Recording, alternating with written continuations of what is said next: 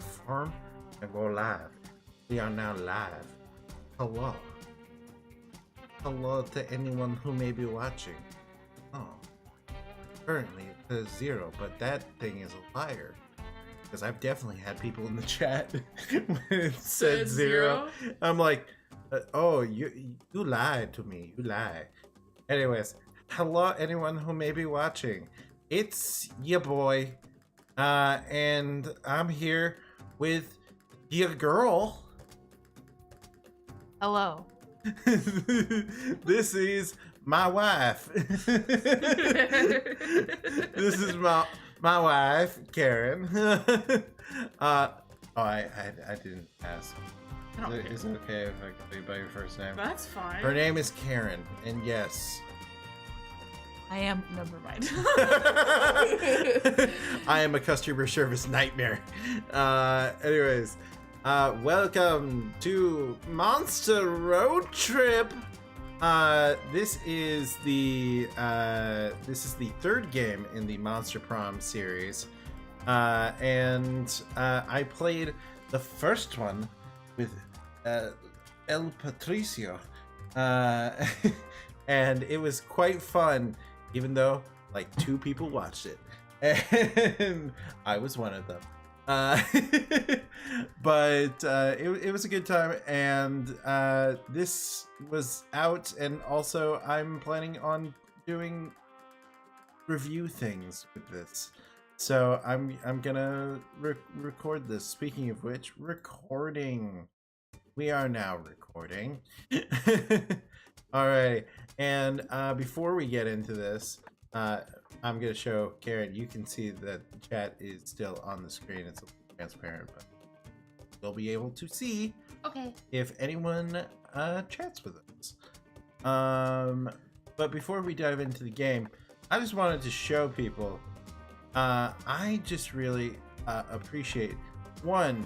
So in settings, I have switched this to streamer mode. Because apparently the credits song is technically supposed to be whitelisted on YouTube or on Twitch or wherever you might be streaming it. But apparently they were like, you can't trust bots. So they have a streamer safe mode. So we're going to get some dope ass royalty free music when the credits roll.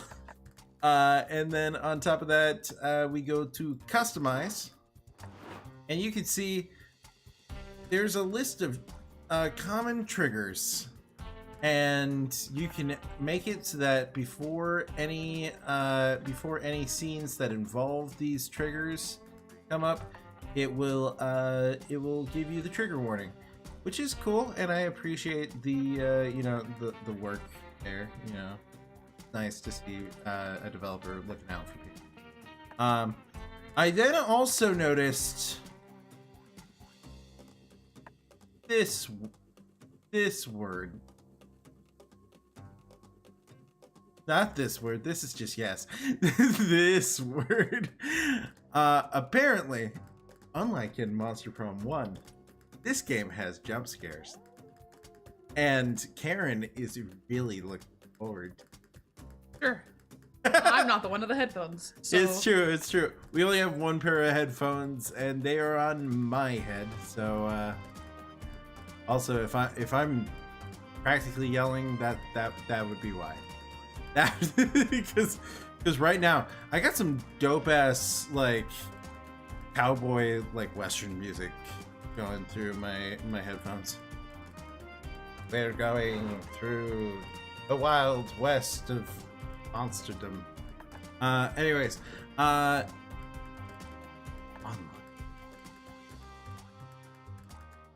They real other people, but as monsters.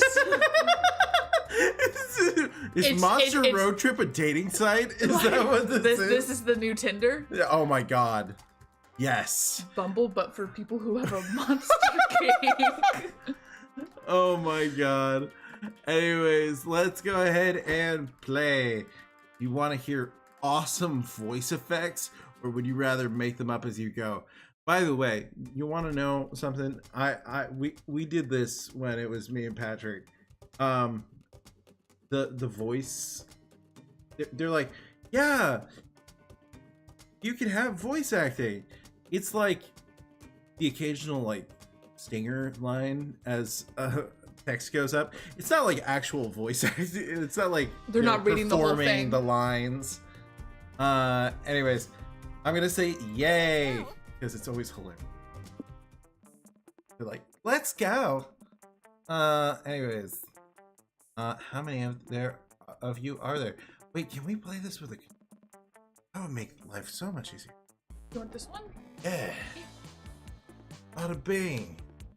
Give me the money. I want the money. I don't have any. We're gonna share a controller. What's your road trip style? We could be the friend hugger. Play with your friends without anyone ending up with a failure or an MVP ending. No pressure. Oh, the true survival co-op experience, including a player performance ranking at the end. Oh, Danielle is here. Say hi. Hello. Hello. Hello, Danielle. Welcome to the stream. I am here with wife. That's my first name. Yes. Wife. Wife, Karen, Deep. Anyways, so we can do it where we're not competing with each other. We also can't fail. I'm not a little.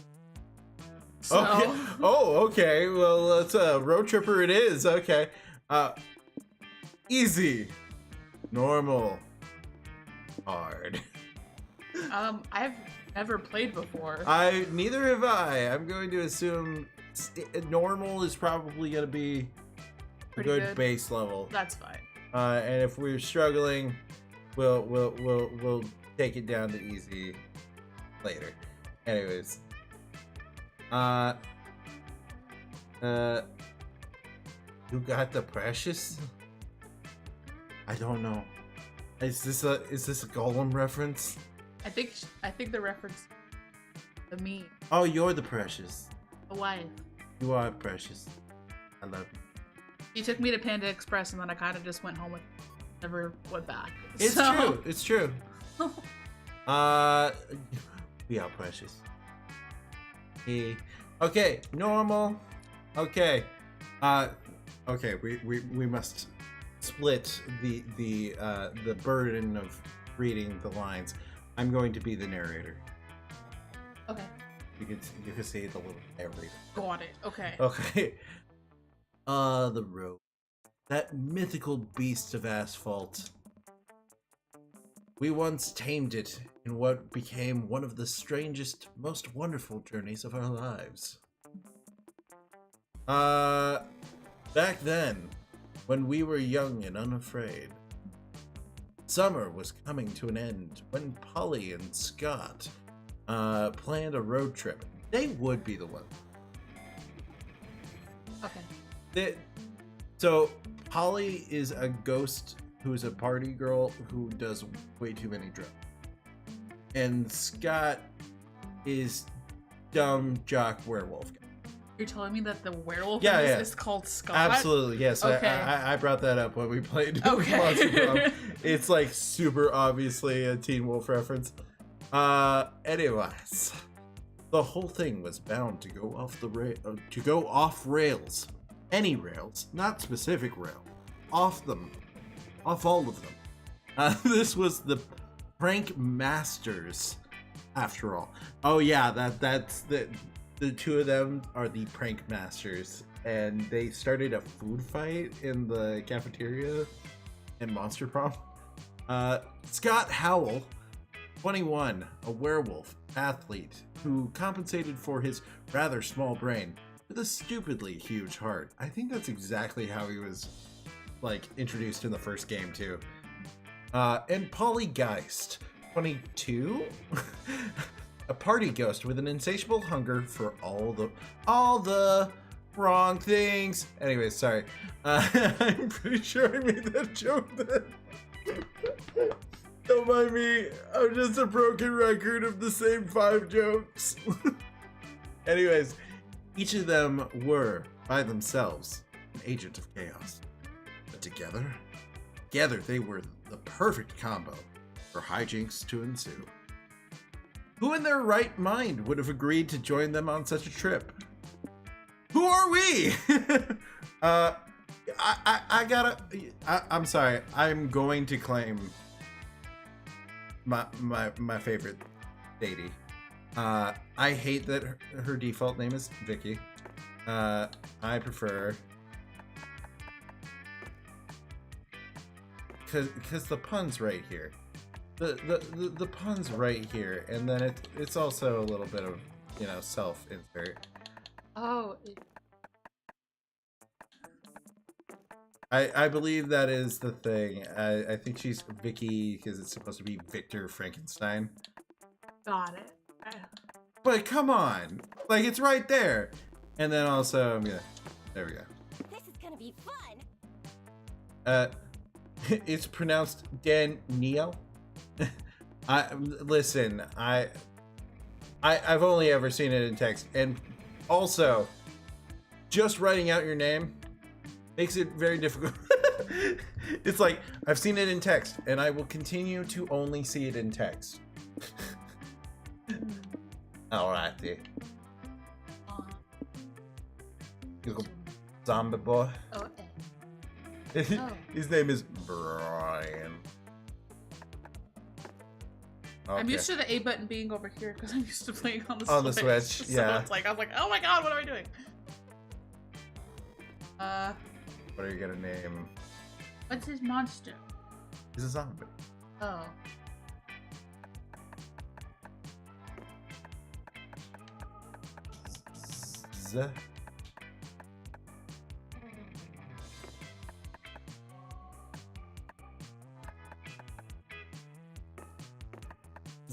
Zoom. Zoomy.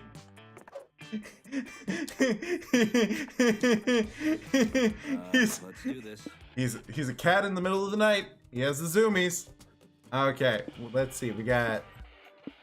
Oh. I think this is gonna be for you. Tune your trip vibes. Desert vibes.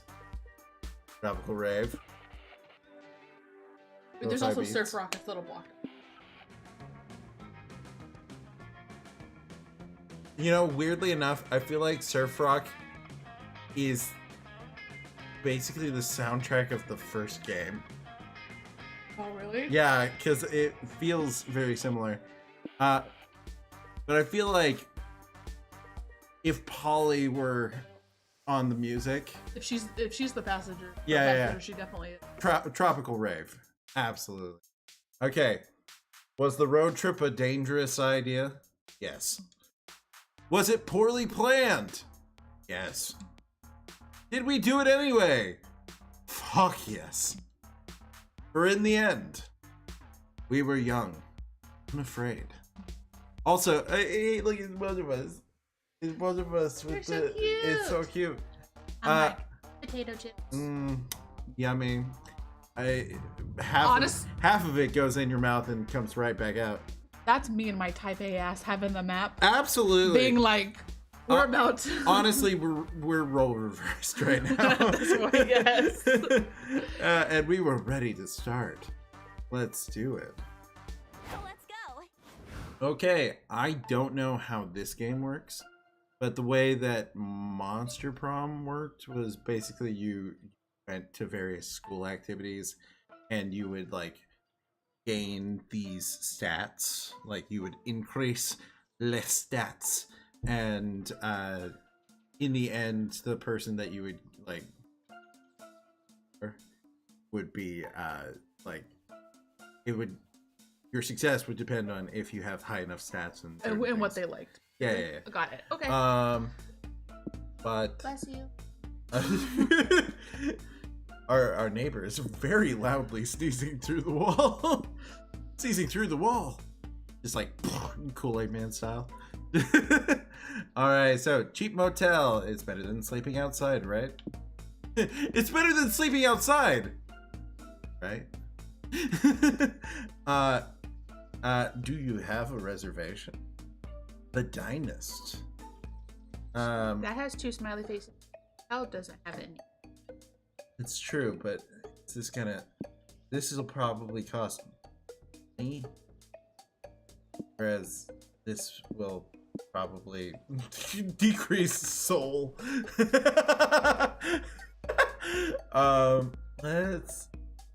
Let's try the Dynast. Okay. Whoa! Look at that line of people. Fuck! You can't even see the diner for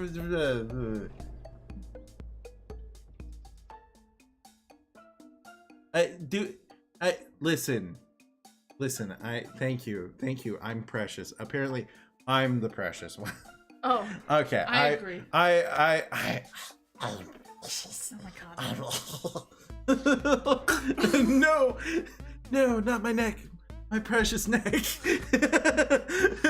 Anyways, the Dynast is a classy locale made for the road tripper with discerning tastes. I wouldn't like to snub anyone. Oh, what? Did she say I wouldn't like to snub anyone or snog anyone? Well, I don't know. I wouldn't like to snog anyone. Yeah, definitely not. Anyways, you come here often.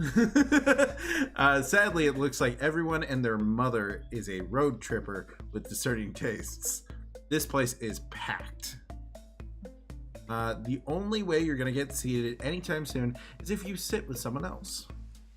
This is a great opportunity to smash conventional manners and make new friends. Who do you sit with? Polly, I have a question. Oh my god, there's way more voice acting than last time. He said a full sentence. Whoa. He said, Polly, I have a question. My god. Anyways, I'm thinking, Polly? Okay. Got it. Polly, I've been meaning to ask you, how do you road trip? It's okay, Scott. There's no shame in asking, Scott. Let me explain. All of us will share 6 essential resources, and we need to manage them wisely to keep this trip afloat. So we need to be careful, because the choices we make during the trip can affect these resources.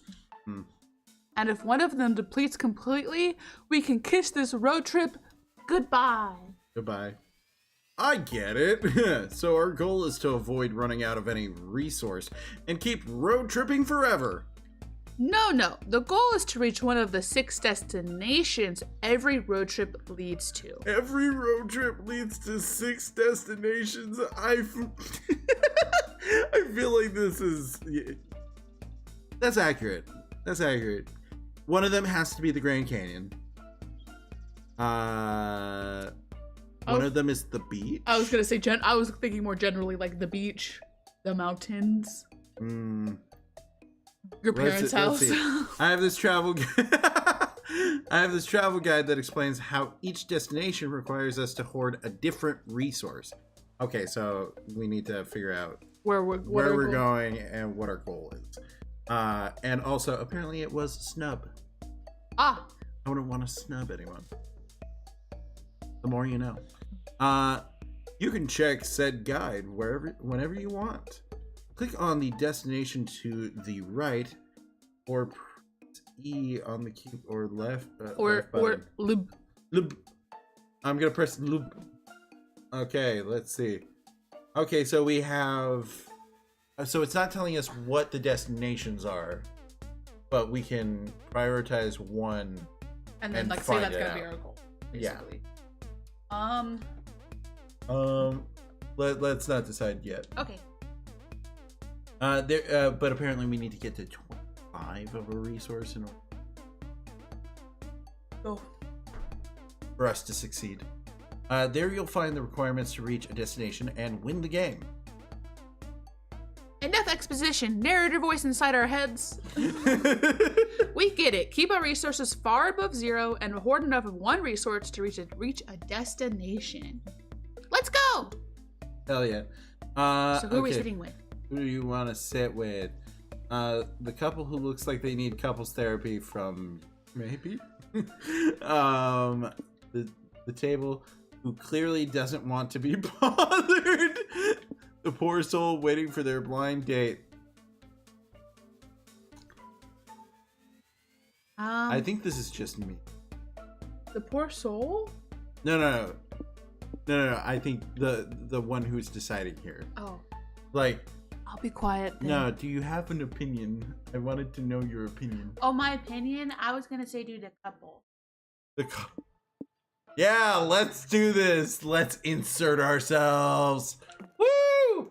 You take a seat next to a highly unusual couple. Though the way they're shouting, you could have sat anywhere and still overheard their conversation. Oh, okay. I'll be purple lady. Okay, you do it. I'm just saying, you've changed. You used to be such a sweet, thoughtful man, but that damned cult has made you insufferable. Ugh. You're just jealous of the Brotherhood of Mahathra. You never have anything nice to say about my new friends or hobbies. I invite you to cult meetings. I encourage you to let the eternal darkness consume our bodies so that we may live in the shadows together. But you refuse to take any interest. Because that's all you care about now. It's like there's no room in your life for both me and your cult. You aren't the same man I married. I don't appreciate you playing the victim in all this, Willow. My cult isn't the only thing that's changed around the web, you know. Is this about how I ate the kid and the kids and the dog? Oh my god. I'm a black widow. You should just be grateful I haven't eaten you yet. That would be more accurate to the name. Sheesh. Marriage is a lot more complicated than I thought. It's a classic he said, she said, deity said, dog's dead situation. Dog's dead. You see it all the time on Maury. He said, she said, deity said, dog's dead. Love that. I have an idea. Let's meddle. Frankie, weigh in on their argument. Oh god. Okay, at the risk of sounding blasphemous, who gently spoons you on cold winter nights? Mahathra or your wife? Eating the kids doesn't sound like relationship goals, honestly. So am I pro the woman who ate the kids? Or am I pro the guy who's being an asshole to his wife? I'm just saying, happy wife, you get to keep your life. I guess that's fair. Willow's a world-class big spoon. And think about the arms, the number of arms. It would be fantastic. Oh, wait, really? Hey, you don't know comfort until you've had 8 limbs lovingly imprison you in spider silk. I know. Why the spider lady? I'm going with the spider lady. Happy wife, you don't die. It's just a fact of life. I especially am saying this with my wife around. Kinky. Sounds like it could also be kinky in the right setting. Damn right it can. Also true. It's not as if the cult members and I make freaky, passionate arachnoid love together. Jesus. Well, neither have we as of late. You never even look at me while you're fertilizing my egg sac anymore. You never look at me during. Not since you became so obsessed with your cult. Oh my god. Jesus. Oh, Australian. Yeah, no. Freaking Australia is where freaking the giant fucking spider from Harry Potter lives, honestly. Fucking spiders were manufactured from Australia. Oh my god, I've seen the videos. They're fucking horrifying. Anyways, I suppose Mahathra has consumed my thoughts lately. Literally. It's also consumed most of my memories. Meanwhile, all I've wanted is to make memories with you. I guess I have been a little jealous of the Brotherhood. Because I miss you, Nate. I miss us. Just then, the diner doors blow open. A group of cultists fill the restaurant. Brother Nathan, you're cavorting with mortal women when you should be sacrificing goats to Mahathra? We thought what we had was special. Well, you thought wrong. No, wait, no, it's well, you thought wrong. It's decided I'm leaving. I've realized I don't need an eldritch abomination to give my life meaning. I already have that with my wife.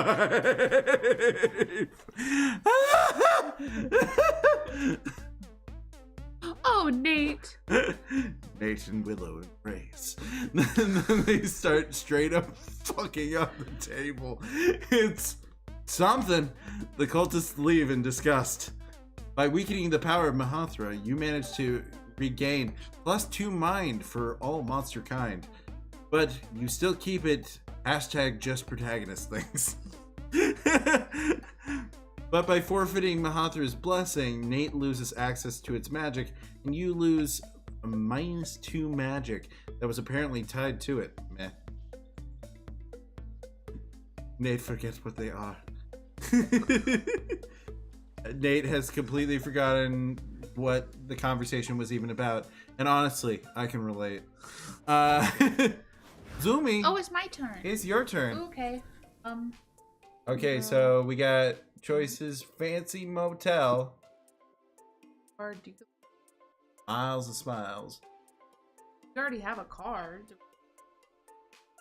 I mean, either way, it's going to give us a new interaction that will make it so that we like increase one of our resources. I'm gonna go. Let's do it. The wind on my face makes me feel so alive. Dude, rude. That rhymed. Where do you stay when you're too cheap for a real hotel, but too fussy for a regular motel? Here, apparently. Ooh la la. This place is full of class, charm, and poise. 3 things you've always lacked. Wow, ow. Which means tonight is the perfect night to cosplay as a rich, fancy person. What do? Woohoo! Again, let's choose an action and make an event happen. Nice. Thank you, tutorial. Yes, I'm ready for all the randomness these events involve. Sorry, I was reading the chat. Actually, Polly, I was checking this travel guide, and it seems they aren't so random after all. Look, these different signs apparently refer to different types of events. The most common types of events are called exchange events. After making a choice in those, you'll always lose a resource and gain a resource no matter what.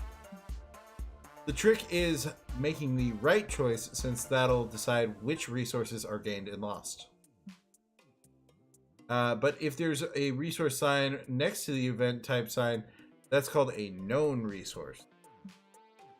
It means that resource is guaranteed to be affected no matter what our choice is. If the sign is positive, then the resource is guaranteed to be gained. If it's negative, then you know you'll. Like, for example, if we see an action with this sign, we know we'll lose money here. Our choice will only determine which resource we'll gain. That's not so bad. If we know losing or gaining resources is unavoidable, we can be strategic about it. That's true. This all sounds very useful. But also like too much pressure for fan favorite Polly to keep track of. Zumi, can we leave these decisions to you? Oh, it's me. I'm Zumi. Yeah, you're Zumi. I could. We don't have any known resources. They're all just exchanges. So what do you want to do? Prank all the friends. Or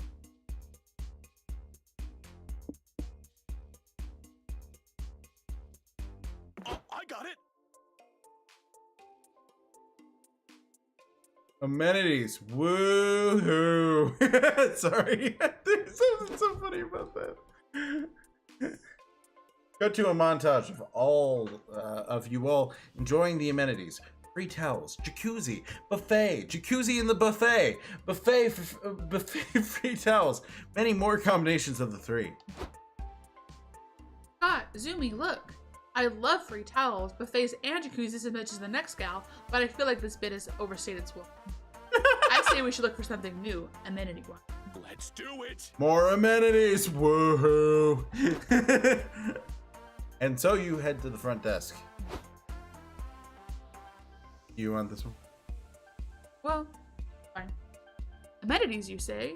Have you already tried the buffet of free towels? It's an all-time favorite.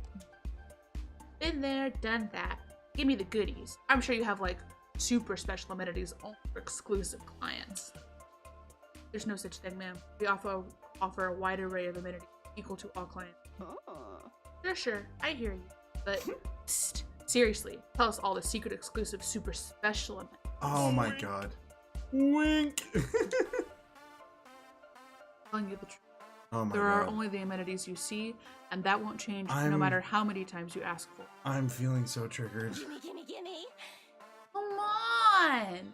Give me the secret, exclusive, super special amenities! No matter how drunk you Gimme, are, gimme. it doesn't change our hotel's policy. Well, Fancy Motel's rules state that we can only show the secret, exclusive, or special amenities if you ask 3 times. So, Wow. Super exclusive, special, super special secret amenities. Woohoo! Nice. You check your options here. ooh! So we can pillage other guests' rooms or undergo initiation rites to join the Fancy Motel exclusive member cult. I feel like the cult one will probably increase our magic. And we've already kind of decided that. You want me to do that so we can get it back up? Well, because we need to balance. Unless you think, what do we want to invest in? Right now, we have an advantage. I mean, we've only done one thing, and that's the Sure. advantage. So, I mean, I guess at this point I would say that we should try to focus on mine because that's what we have. But I think if we go with the initiation rites, we will balance out our magic, but then lose a little bit of soul. That's my assumption. And pillage other guests' rooms will probably gain in money, but lose in...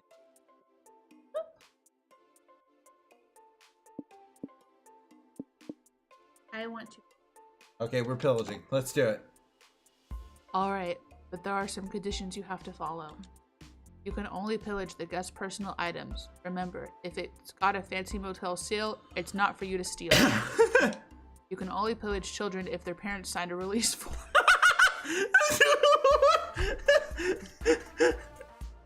Fancy Motels is illegal. 50% of all pillaged twins. So if you pillage twins, we get one of them. Pillaging period is only open until 9 p.m.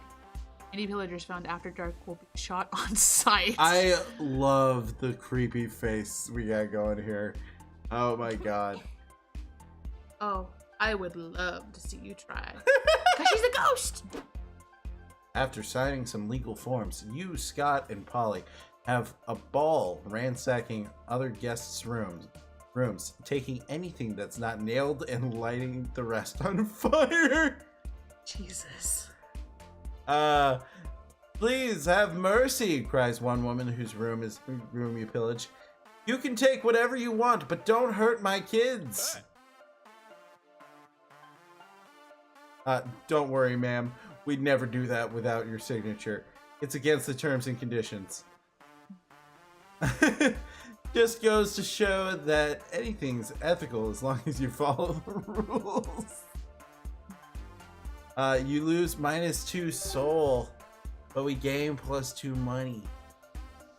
Yeah. Cool. I've had a good feeling about this. All right. Mr. Frankie. I do agree. This is in fact a normal playthrough. I don't know of any other kind at this point. Let's see.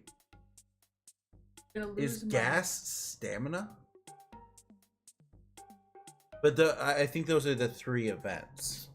So one event will be a positive for stamina. One will be a negative for money.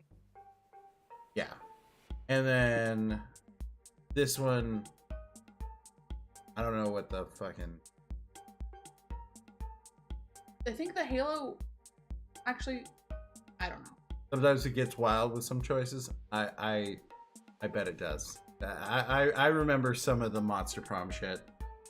There was one Monster Prom storyline where I was romancing the demon dude Damien, and he ended up the way that he asked me out. It wasn't because he liked me. It was because I made him so angry that we agreed that we would fight at the prom. So you guys went as a date? Yeah, and then we fought outside, but then the fight got so heated that they ended up fucking.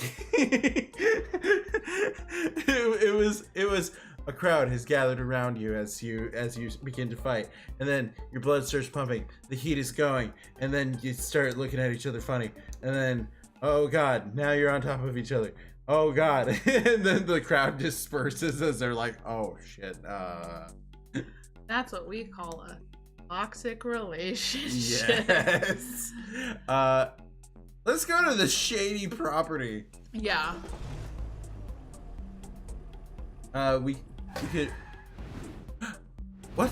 Why is the car? card Oh, gosh. fucking fucked? Did we need to get gas? Did we fuck the car? Did we fuck it? Anyways, whoa! I'm getting dizzy watching our resources go up and down. Yeah, man. Is it even possible to know what we're losing or gaining beforehand? Yeah. Dang, we're doomed. Put something on the radio. We may fuck up this road trip, but at least we'll fuck it up while having some fun. Okay. Welcome to our humble radio show, where our guests give narratively convenient road trip tips.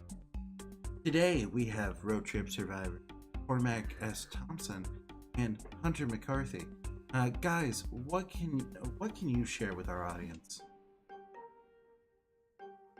Let me start by saying that the number one cause of road trip related deaths is not properly understanding how to manage resources. Yeah, the dreaded 6. The most unexperienced road trippers think they behave in arbitrary ways, but that's simply not true. Making choices on the road trip. You have to look for little cues to infer what resource you'll be losing or gaining. Sorry. Money might be the easiest one. Are you buying or renting something? Money down. Hiring someone? I'm slowly devolving into You're just turning into Yoda. Money down. Doing a job, selling something? Money up. Yeah, but beware. Sometimes the solution doesn't obviously involve buying something, but involves using expensive stuff you may need to rent or buy. And what about magic? The mysterious substance that fuels our cars. Oh my god, magic fuels the cars. Oh, Okay. Magic is tricky because sometimes you'll need to use it for spells, summonings, and curses. That will mean lowering your magic and risking an empty fuel tank. And getting magic up can be quite hard. You could find a gas station, or you may need to resort to performing sacrifices or colluding with strange, powerful entities.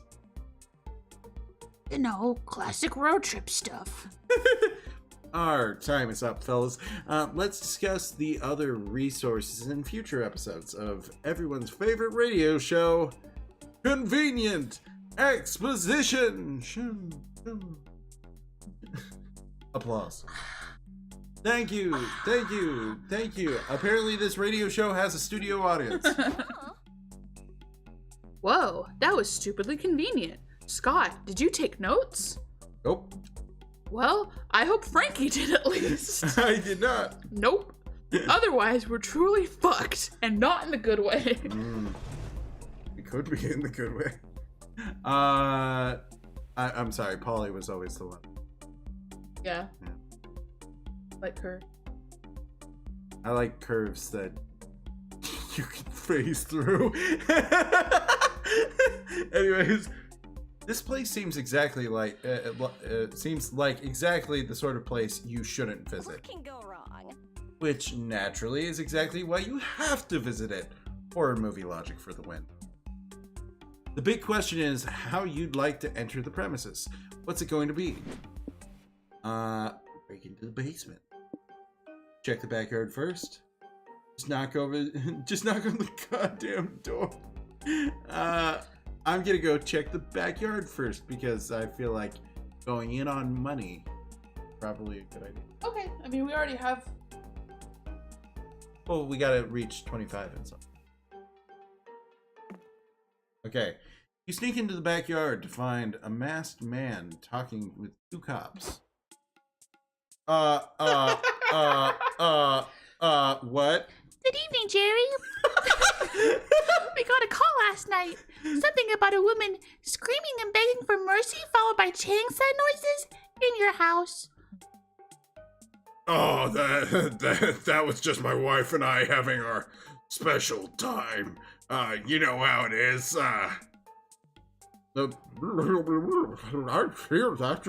Happy wife, happy life. Now, I'm sure this is nothing, but we got another call an hour later that you were digging a hole and rolling a person-shaped bundle into it. Oh, I was just, gardening. Yeah, I always do my best planting at 2 a.m. Gardening does require digging holes. I think we can safely say this all checks out. Yes, this all seems to be in order. Sorry to take up so much of your time, Jerry. My partner and I will be Ah! Screamed the cops as they suddenly plummet into the ground. Ah! Oh, silly us, falling into a sudden 6-foot hole. Thank goodness our fall was broken by this soft corpse. Wait a second. Jerry, buddy, can you explain why you have a corpse in a hole in your backyard? Oh, well, that's because, actually, I need a second to talk to my lawyers. Wait just a second. Psst. Hey, you trespassers, congrats. You guys are my lawyers now. I'll pay you if you can get me out of being arrested. Whoa, I'm a lawyer. My grandma's gonna be so proud. No more Elmo voice. No, do the Elmo voice. Exclusively do the Elmo. Gonna ruin people's childhoods. Don't worry, Jer. I've got a plan. We'll ask Frankie to come up with a plan. Oh, great. Yeah, okay. So pose as doctors to certify that the corpse isn't actually dead. Or, for your next trick, make the corpse disappear. Okay, so the question is, we know both of these are going to increase money. I mean, but what is it going to decrease? We gotta avoid. I feel I think this disappear is gonna make magic go down, and I want to say pretending that you're a doctor is gonna decrease soul. So those are the two that we already have down. We're posing as doctors. Sure. All right. You don't have much. I want funny, but I made a choice. I've jumped to make a choice. You don't have much time to discuss your roles, but your friends are always happy to provide. Finally out of the hole. Geez, I can't believe my wings have gotten so flabby. Okay, Jerry, all your time is up. What can you tell us about the dead woman in your yard? Just a sec, bros. Can you really be sure this woman is dead? Who are you? I'm Dr. Big Brain, and I can tell you this woman is 100% alive. No, wait, more like 120%. Yeah, we could say this woman might, in fact, be too alive. Alright, Scott laughs and slaps the corpse's back. This bitch can fit so much life. Slaps roof of corpse. Her head pops off. Look, I admit it, I'm no doctor, but I'm like 95% sure this woman is dead. That's where you're wrong. Oh my god, that mustache. What is truly the condition of death? Can we even say someone is dead if, in life, they never truly felt alive? Also, you're literally speaking to it right now. Who are you? Well, I'm a doctor too. A doctor of philosophy. And as such, I declare that life and death are concepts we cannot completely fathom. Therefore, it is impossible to determine if this woman here is dead. I never saw it that way. Dang, we could really use a forensic philosopher in the force. I think our job here is done, partner. Let's go get a coffee and a donut. I need to ponder on this philosophy. They leave? Oh, it really? was sold down. Well, Jerry pays your pays your +2 money retainer, and you definitely lose -2 soul for fooling the law. Yep. Oh boy. Focus on the soul. Gotta make sure his Hey soul there, doesn't fucking tired. rot away.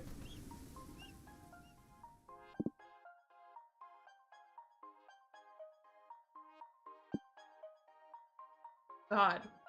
That's true. Both of them are negative. I don't know which one's which though. They both just look bad. We can increase money. I did see. All right, let's go. Let's go. I like blue. The random dialogue as they're driving is too funny to me. Art is beautiful. Art is emotional. Art is a raw, unfiltered exploration of the monster. Interesting. Art I is think. apparently painting a white stripe on a blue canvas and charging $40 million for it. It's time to get cultured. What do you do at the art exhibition? Okay. And- Interpret it.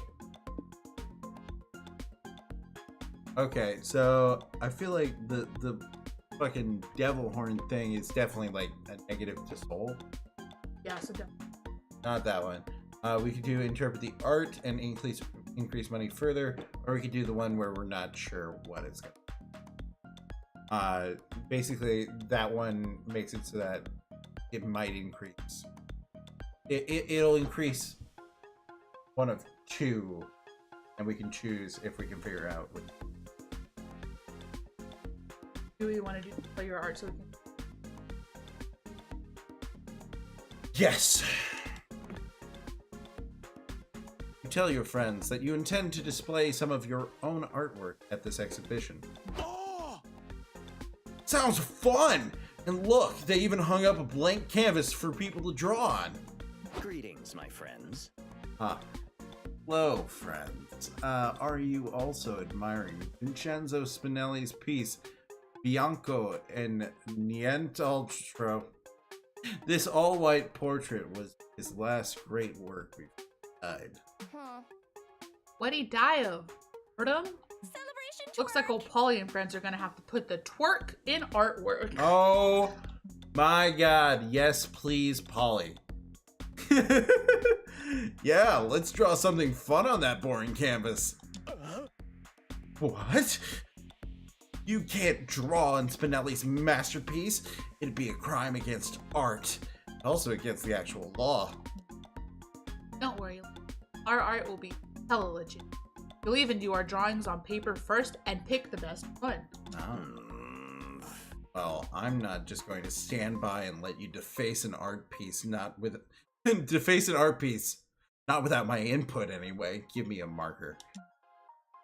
You all take a moment to create your drawings and take turns showing them off.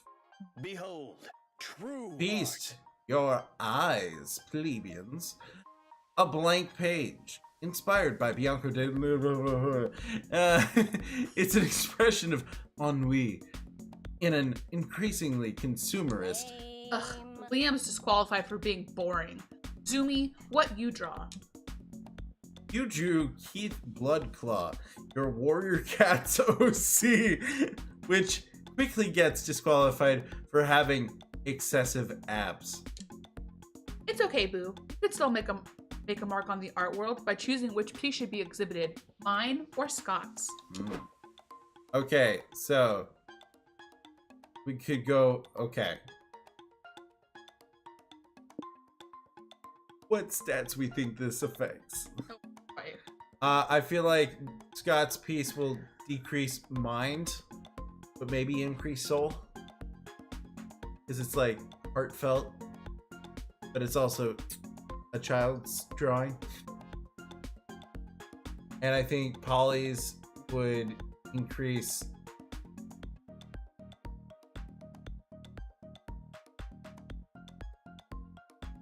magic. It's kind of creepy.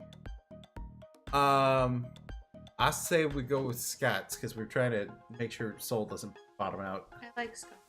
Yeah, let's do it. Scott translates his drawing to the museum wall. Immediately, art snobs are falling over it to discuss its imaginative brush strokes and clear call to action. Monsieur Howell, says one art critic, can you explain what inspired you to choose an uncooked macaroni frame for your masterpiece? Oh, that's easy. I really like macaroni, but I'm not allowed to boil water by myself, so I just eat the noodles raw. Ow. I eat shards of glass. I spilled some on my picture while I was working, so I just rolled with it. Ugh.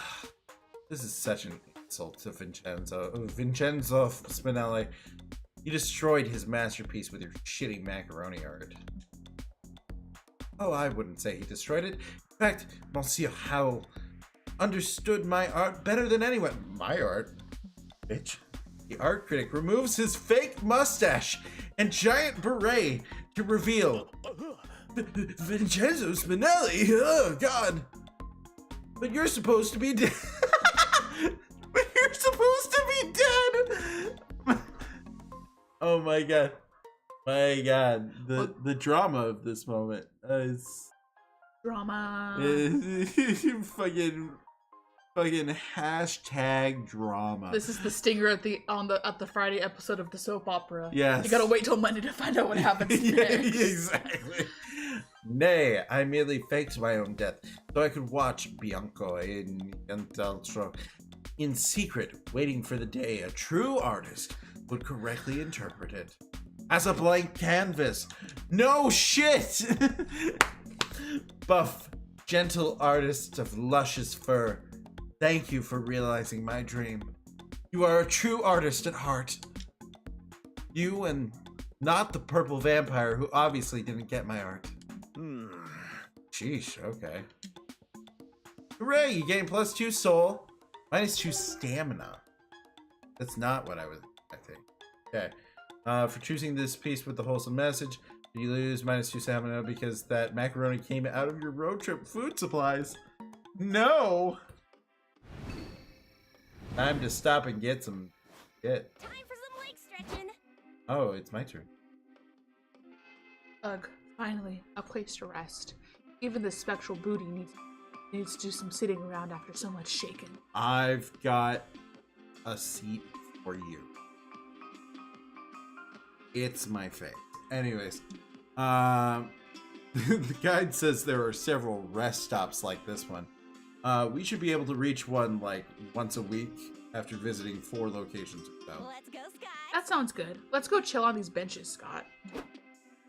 As your friends leave, you realize you don't want to rest because you're utterly addicted to making choices all the time. And this rest stop is no different. You quickly assess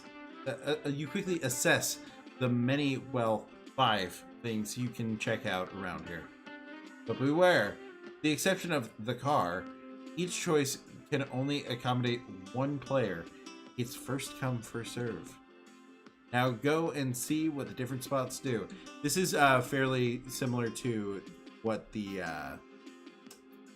what Monster Prom did, where essentially at lunchtime they would go to like a break, and when you go to lunch break, you could choose which table you sit at. Got it. Okay.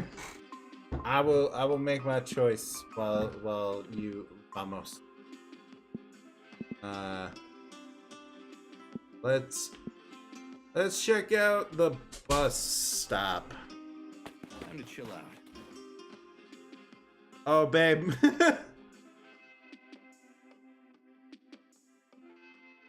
One moment.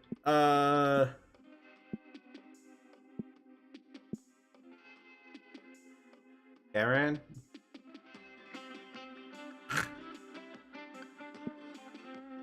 Well, isn't this awkward?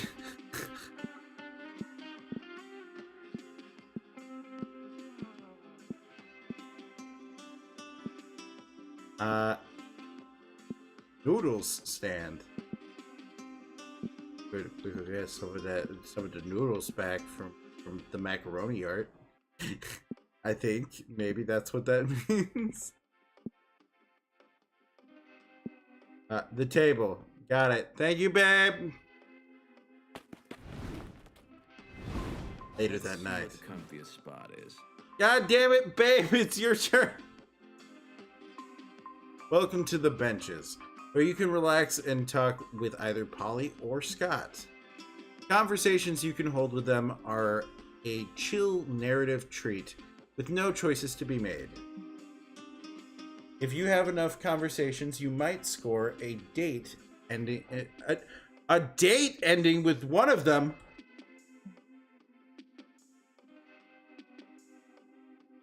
Also, by having a conversation with Polly or Scott, you'll activate the chaotic energy passive effect, which will remain active for the following week. How dare you steal Polly from me? I will make it happen for you. Don't worry. I'll talk to Polly, I guess. What does it do exactly? Find out for yourself. Now go make some small talk. You want to talk to Polly, babe?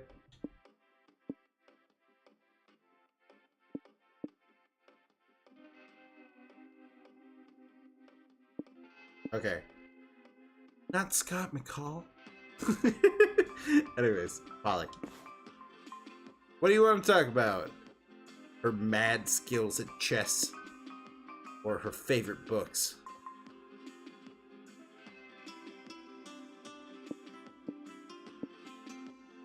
Books it is! Yes.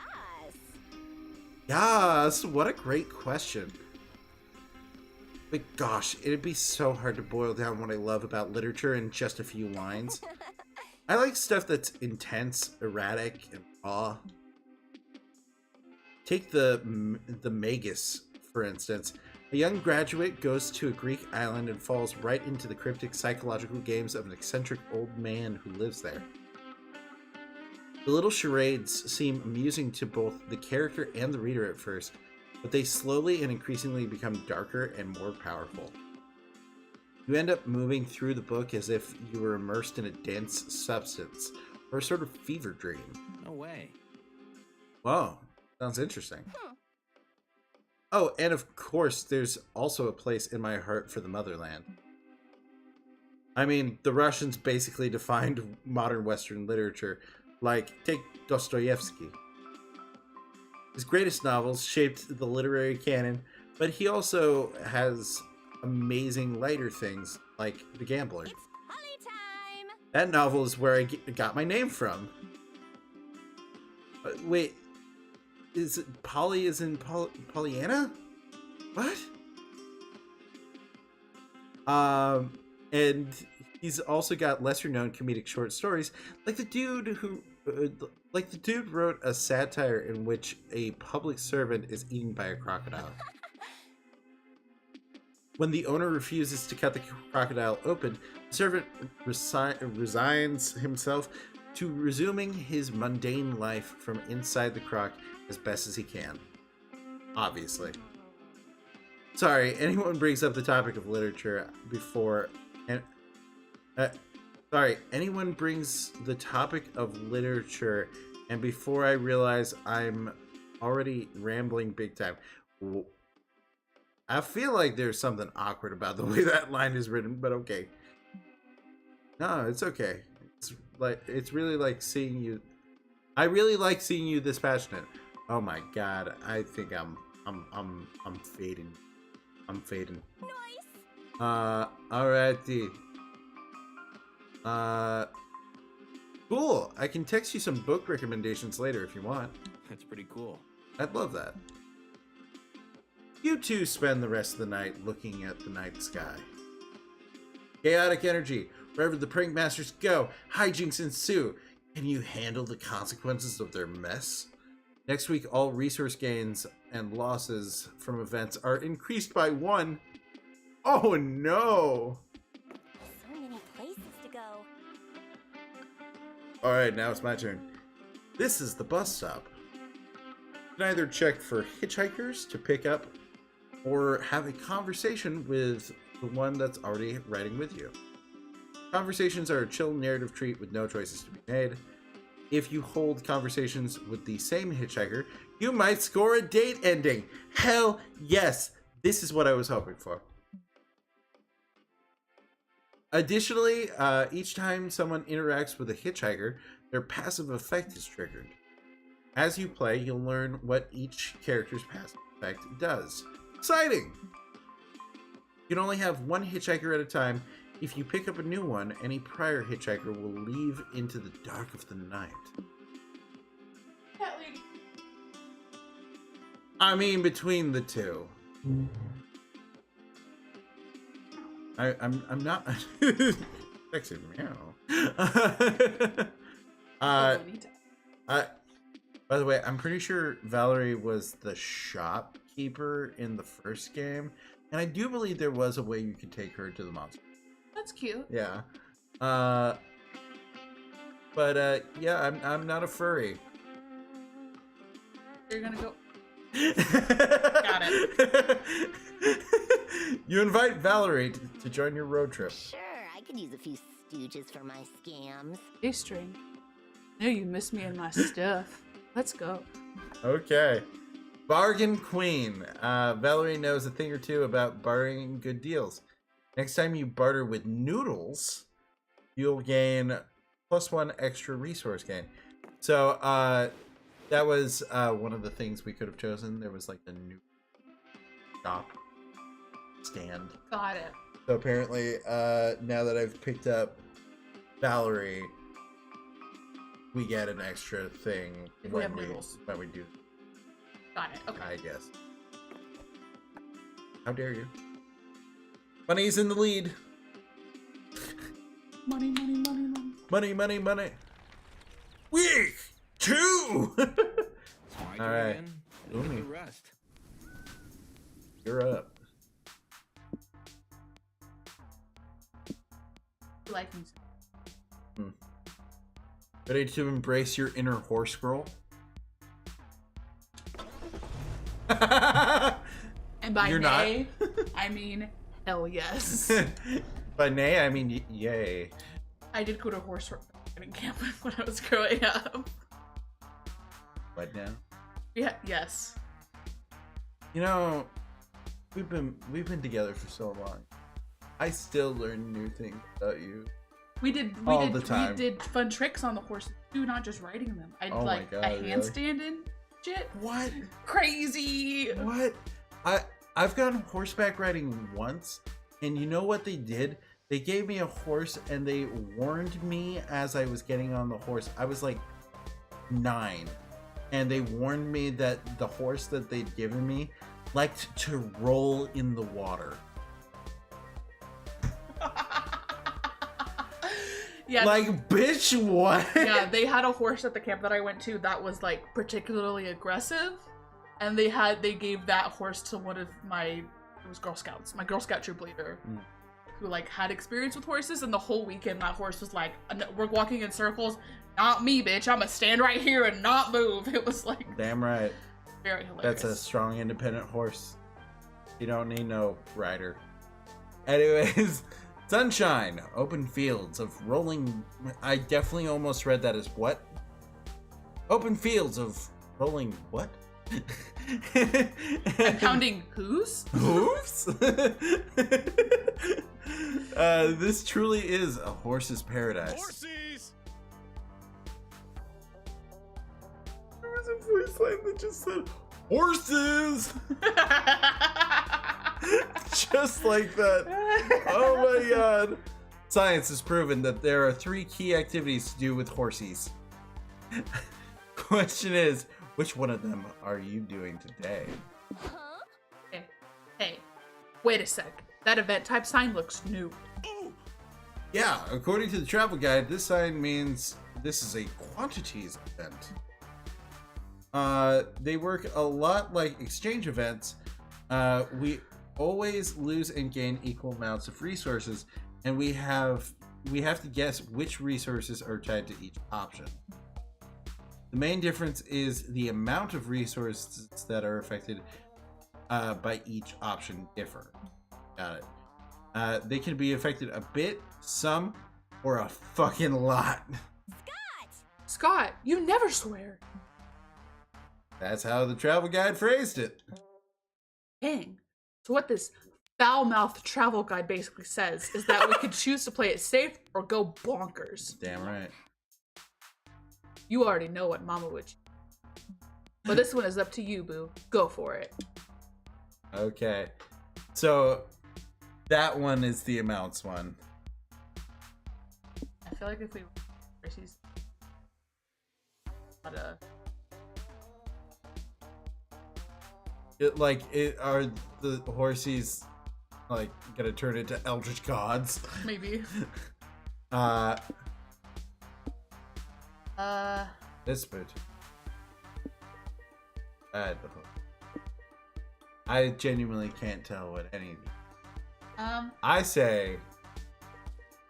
The new.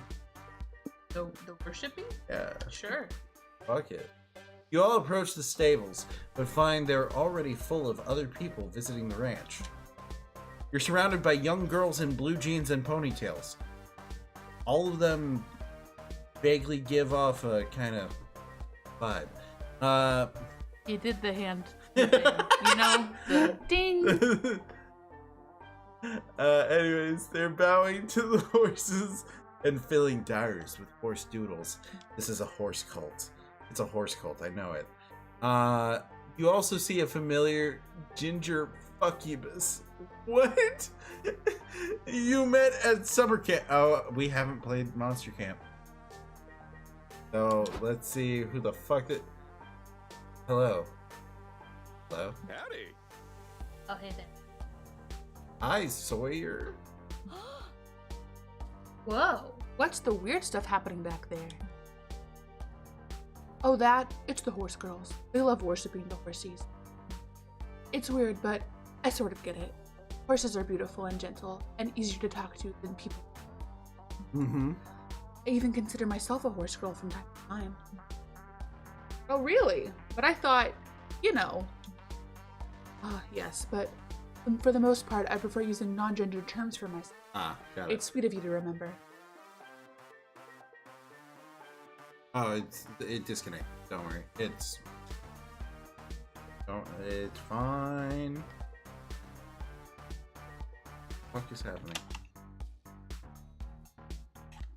Swear to God. I really like Wolfman. Yeah. Is it giving you some? I also really like Holly's belt. Very not something that I would wear, but I like it on her. Yeah. Way too many things dangling. Also, the outfit Scott's in. Are you getting a little bit of a what's his face vibe? David Harbour vibe. Yes. Yep. Fun fact. Daddy Harbor. Fun fact. My wife has a real soft spot for David Harbour. Granted, I think it might be me. I think it might just be that I have a David Harbour vibe. Yes. I'm a big boy. It's the season. But I don't know. I like to think that horse girl sort of refers to a way of life, like something that goes beyond gender. Mm-hmm. That's just me. It's not one size fits all. It's best to always ask. Oh, I got it. Same way that girl boss. You don't have to really be a girl, you know. You know what, Sawyer? I may not be a girl or a horse, but I think I might be a horse girl. Nice. So, are you not joining the horsey worship with the other girls? Nah, they can get pretty into it. They say the worship grants them secret horsey magic or something. Touchdown. I'll try it. Now that I'm a horse girl, I'll honor the horsies by playing the basketball game horse with them. I'm sure they'll love to be included. Do you know what horse is? It's the one where if you miss, you add a letter. No. I think, from what I remember, it's if you make it, you get a letter. And it's the first one to complete the word. Yes. Got it. And if someone shoots it from the 3-court line, or that's terminology, it's the line on the court, the other person has to attempt to make a shot from the same place to get their point. But then it switches back and forth. Sports ball. I mean, horses aren't really known for their basketball skills, but sure, knock yourself out. Celebration He twerk. might. I'll knit my new equine overlords a beautiful saddle blanket, except I'll knit it with my butt to honor them with my incredible booty. How? Not that I'm not into it, but how? Seems kind of fancy. Imagine like a needle clench. She got such a dexterous ass. Like what? Okay then, Zumi, are you getting in on this? Obviously, horses aren't even in the top 5 weirdest things you've ever worshipped. How do you worship them? Okay, so you could scream horse until your throat gets, hoarse. That's the smallest one. Then you got to show loyalty, kill the horse's natural enemy, Travis Packard. Fucking Travis Packard. That's the mid-tier one. And then the fucking lot one. Do the horse girl pact. Complete devotion by braiding your hair and filling 1,000 notebooks with drawings of majestic horses and essays of how much you love them. So, what do we think we're losing in the horse girl pact? Because I feel like all of them you're gaining magic. I feel like we're losing. Damn it. I was gonna say mom. You wanna do We want to sacrifice some mine for a shit ton of magic. Or do you want me to go with I was just gonna go with the mid tier. I don't care. It's up to you. To show loyalty, kill the horse's natural enemy, Travis Packard. I'm gonna kill Fucking Travis Packard. What? Who's Travis Packard? Banish his name from our stables, the horse girls shriek. Fuck Travis Packard! All horses hate Travis Packard! But what did he do? Does he have an anti-horse agenda? Is he the CEO of a glue factory or something? You ask a lot of questions. Questions serve no purpose to horses. You know what does serve purpose to horses? Killing Travis Packard. Then I'm thinking of it, we're probably gonna like so. Probably. Oops. Well, you don't get it, but there's no mechanic that lets you backpedal on your choice, so it looks like Travis Packard's gonna die. Meanwhile, in the nearby town, a middle-aged, mustachioed man visits his favorite coffee shop. Good morning, Melody, he says to the barista. 1 espresso and a chocolate donut, please. The same as usual, then. It's It always makes me happy to see you, Travis. I hope you have a good day. Man leaves the coffee shop. Ah, a delicious breakfast and a beautiful sunny day. It's great. It's a great day to be Travis Packard. Travis Packard approaches the florist to buy his wife flowers. But before he can open the door, you jump out at him from behind a plant. Oh, hello, young man. How are you? Ah, why are you stabbing me? What did I do? You have no clue. Jeez, Travis Packard seems like a nice guy, but you're in too deep now. You gotta finish the job. You bring a pound of Travis Packard's flesh back to the ranch and present it to the horses and horse girls. They go nuts, cheering and neighing in excitement. Are you proud of yourself, babe? You proud of what you've done? Our soul. Okay, that was only 3. Could have been worse. Could have been worse. Honestly, okay. We had the +1, -1 thing from you sitting at the table with Polly and all them. I think the mid-tier one was originally like Oh, like 2 +2 -2. got it. So it could have been worse. We're still in it. You pour the magic into your car later, and you pour one out in memory of Travis Packard, the good man all horses inexplicably hated. I killed a man. Fucking Travis Packard. All horses hate Travis Packard. Okay, so let's maybe not do that one because it's their soul. Well, that one option. True, but I feel like we need to try to focus on gaining some.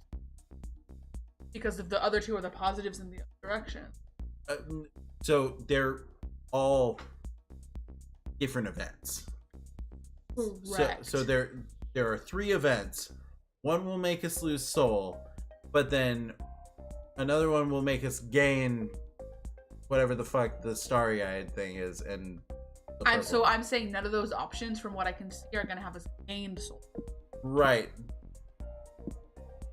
But also, we don't know if the blank ones are going to make us also. It's up to you. I say we go for a positive.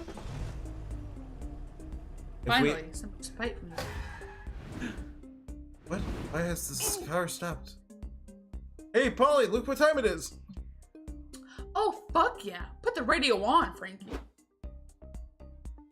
Welcome to Convenient Exposition, the radio show, where our guests give narratively convenient road trip tips. Mr. Thompson, Mr. McCarthy, what can you tell us about the mysterious resource known as stamina? Ah, stamina! The fuel for our bodies. Yum!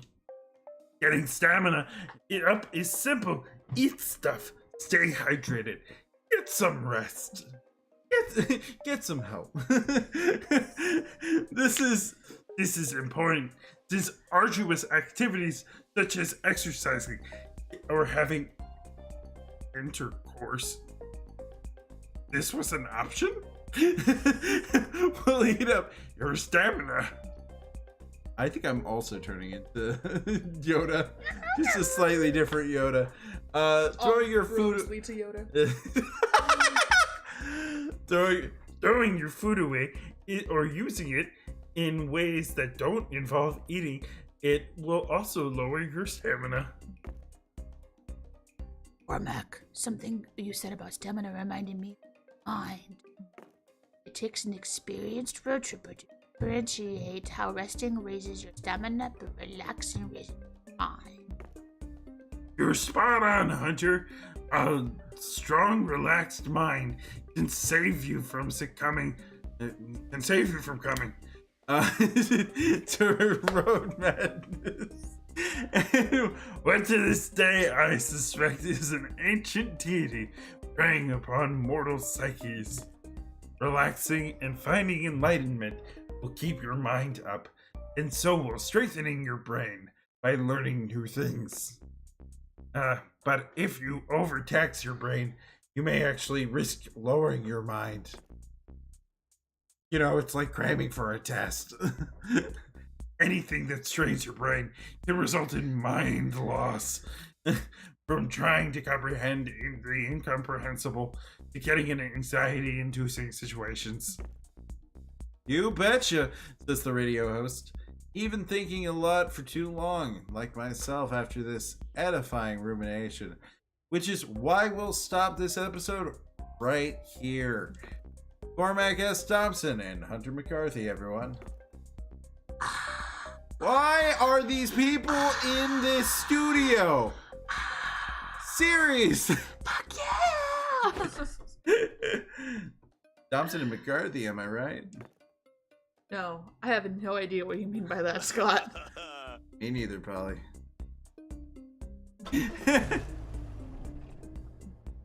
Alright. Wow, there is nobody here. Been wandering this village for a bit and haven't met another living soul. What could have happened to all the inhabitants? All their stuff is here. Well, you suppose the first order of business is to investigate what happened. So we're definitely gonna either investigate or go wild. We not pillaging. We're not pillaging what we can. What you thinking, babe?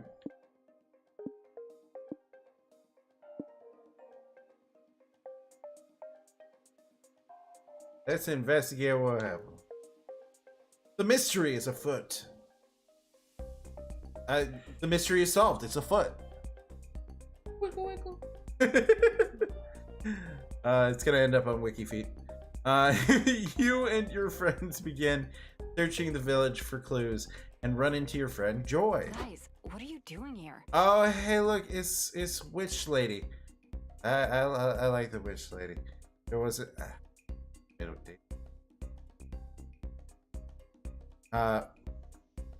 you want Witch Lady? The lady. Do it, lady. Yeah. Whoa, what are you guys doing here? I thought this place was abandoned. It is. That's why we're investigating what happened. Why don't we compare clues? I found some really compelling rawhide earlier before I ate it. No offense, but I'd rather work alone. Whatever took all these villagers could be seriously evil. You guys should leave this to the world-saving professional. Oh, come on. We could figure this out together.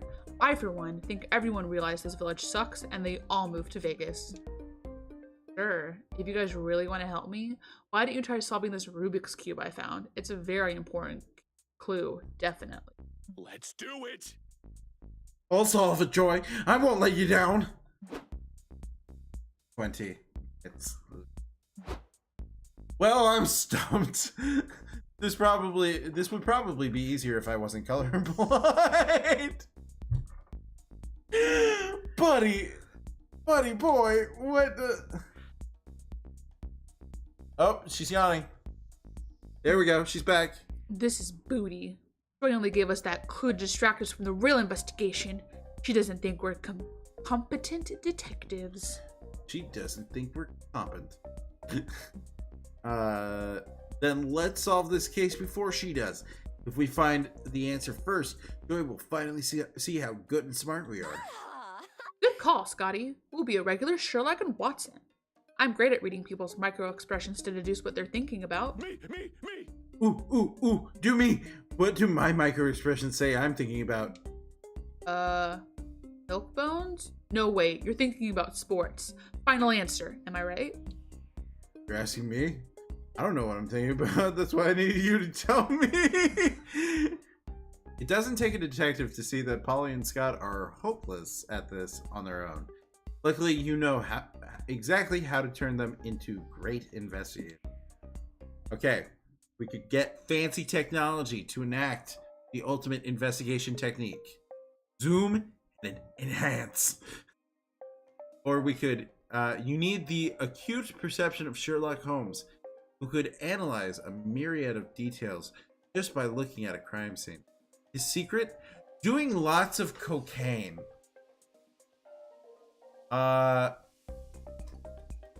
So I feel like both of these. I feel like the purple face means that it's increasing our mind. Nancy's gonna get. Yes. Which right now is the one that we're pouring everything in. Yes. So we do the other one instead. I think the other one's gonna That would be my thought. because it's like really taxing to do so much drugs.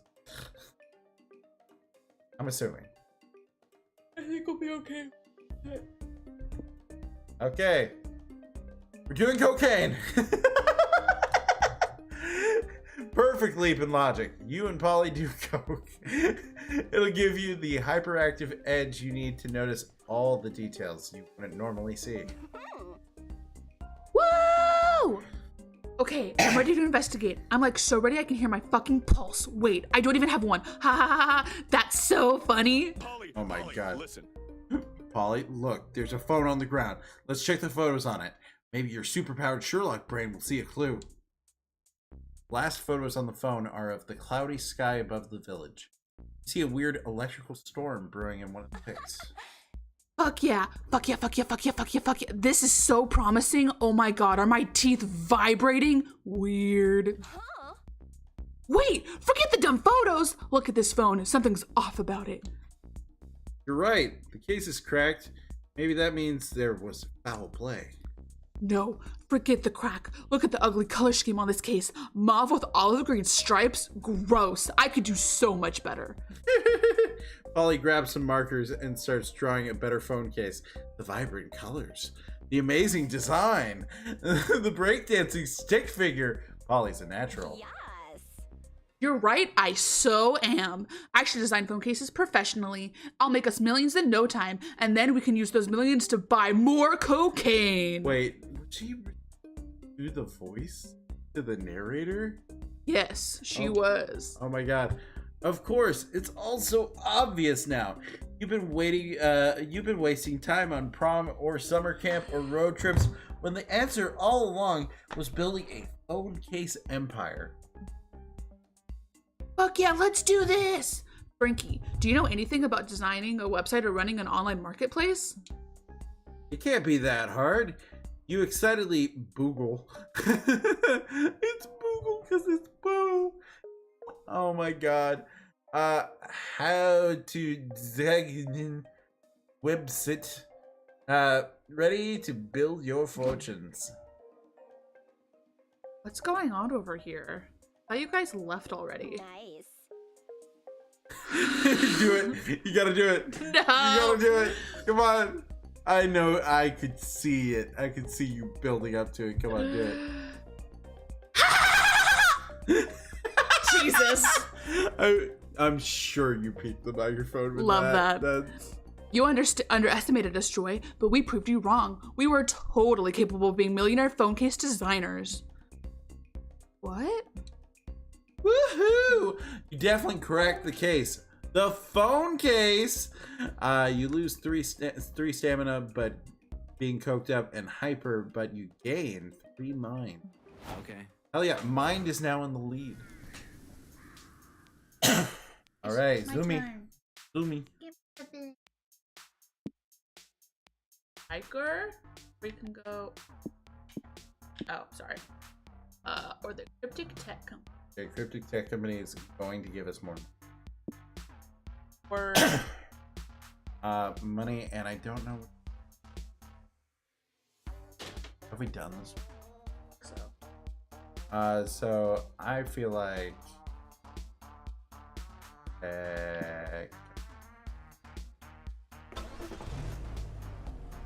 Hope that village finds. Must be. The village is lonely. Wow, you've never seen technology against people. The future is here. Finally, you can answer questions like, what's the future of virtual reality? Is crypto really the currency of tomorrow? And what the fuck are NFTs anyway? NFTs are. I will kill you. Listen, I know what an NFT is. Does it make it any less stupid? No.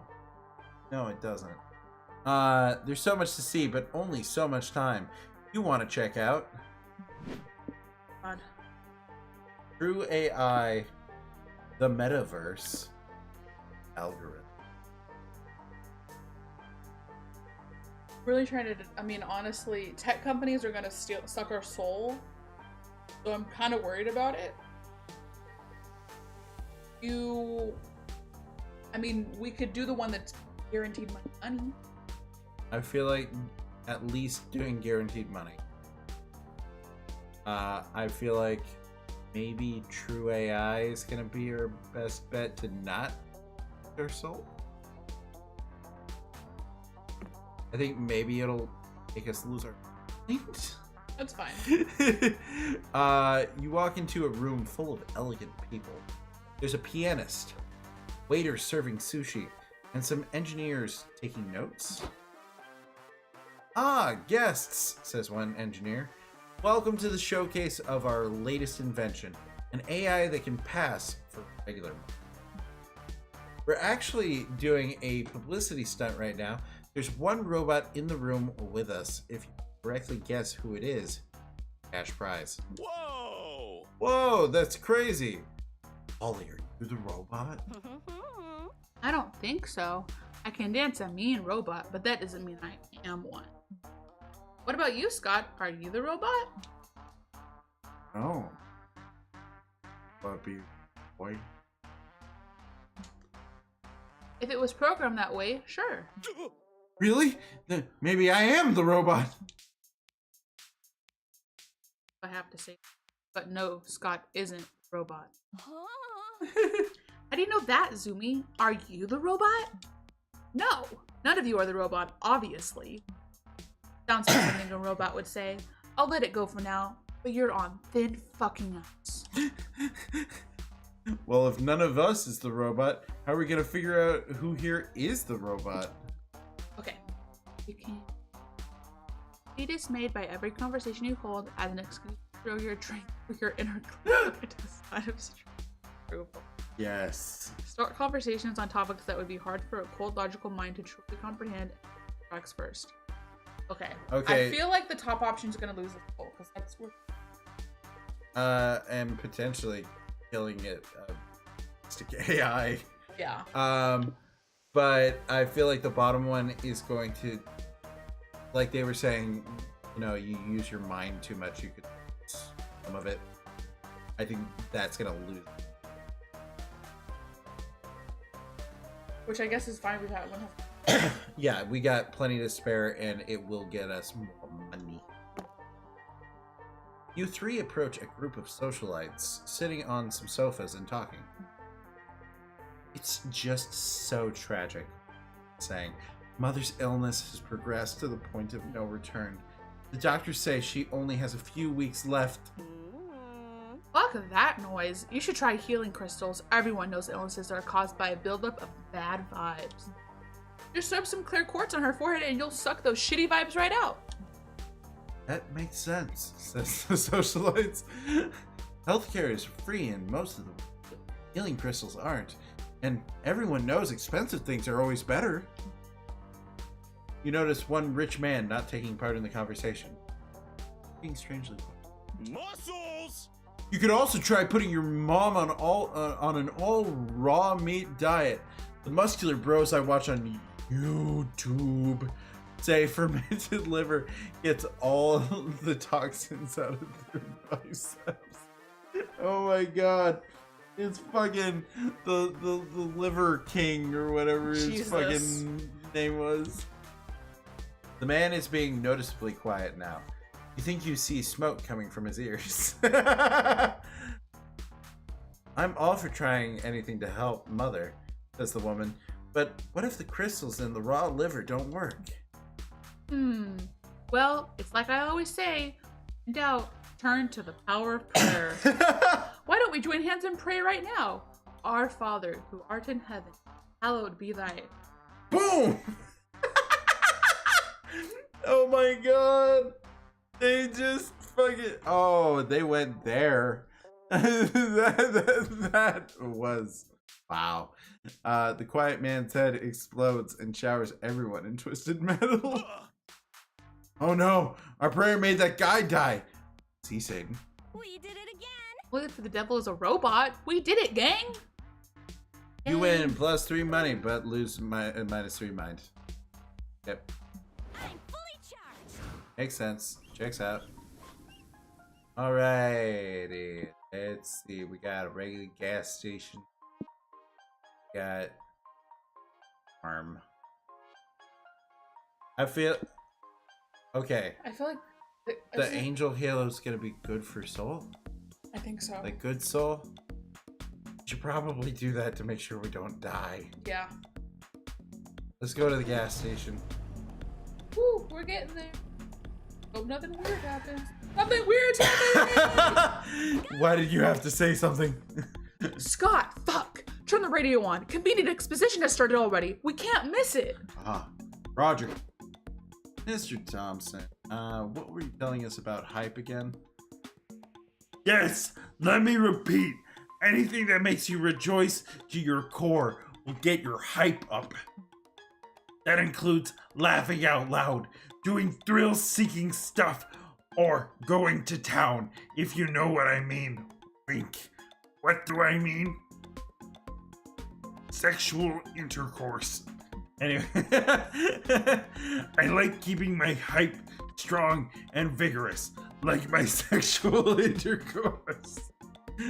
Could you just imagine me? The actual blob creature just fucking the shit out of someone. That's why I avoid all the stuff that will lower my hype. Like doing boring stuff, mingling with dull or annoying people, or choosing mundane solutions over epic ones. Amen. Speaking of boring stuff, you know what else is boring? Being a good person. But sometimes you need to be if you want to keep your soul up. So we're gonna lose hype, but we're gonna gain soul. Yeah. Why do we need to have souls anyway? It's me. At least soul is quite easy to manage. Doing good deeds, soul up. Being your worst self, soul down. So remember, kids, don't underestimate the power of helping strangers while you're on the road. You gotta keep your soul healthy and clean. Amazing, simply amazing. Your tips have been extremely helpful and incredibly expositive. You've provided a great tutorial for anyone who aims to have a successful road trip. Cormac S. Thompson and Hunter McCarthy, everyone. Security! Whoa, Polly, I think I've grown as a person. Yeah, Cormac S. Thompson and Hunter McCarthy are part of the family from now on. A toast to convenient exposition. Hooray! Clink. Alright. Gas stations are overpriced, full of pollutants, and their dirty bathrooms seem to invent new diseases every day. Got the ice. They're a necessary evil if you want to make your car move. Welcome to the road trip life. So what do? We are going to increase our soul. We have to. Yes. You're sitting in your stall, getting all your farts out, when there's a knock coming from the stall to your left.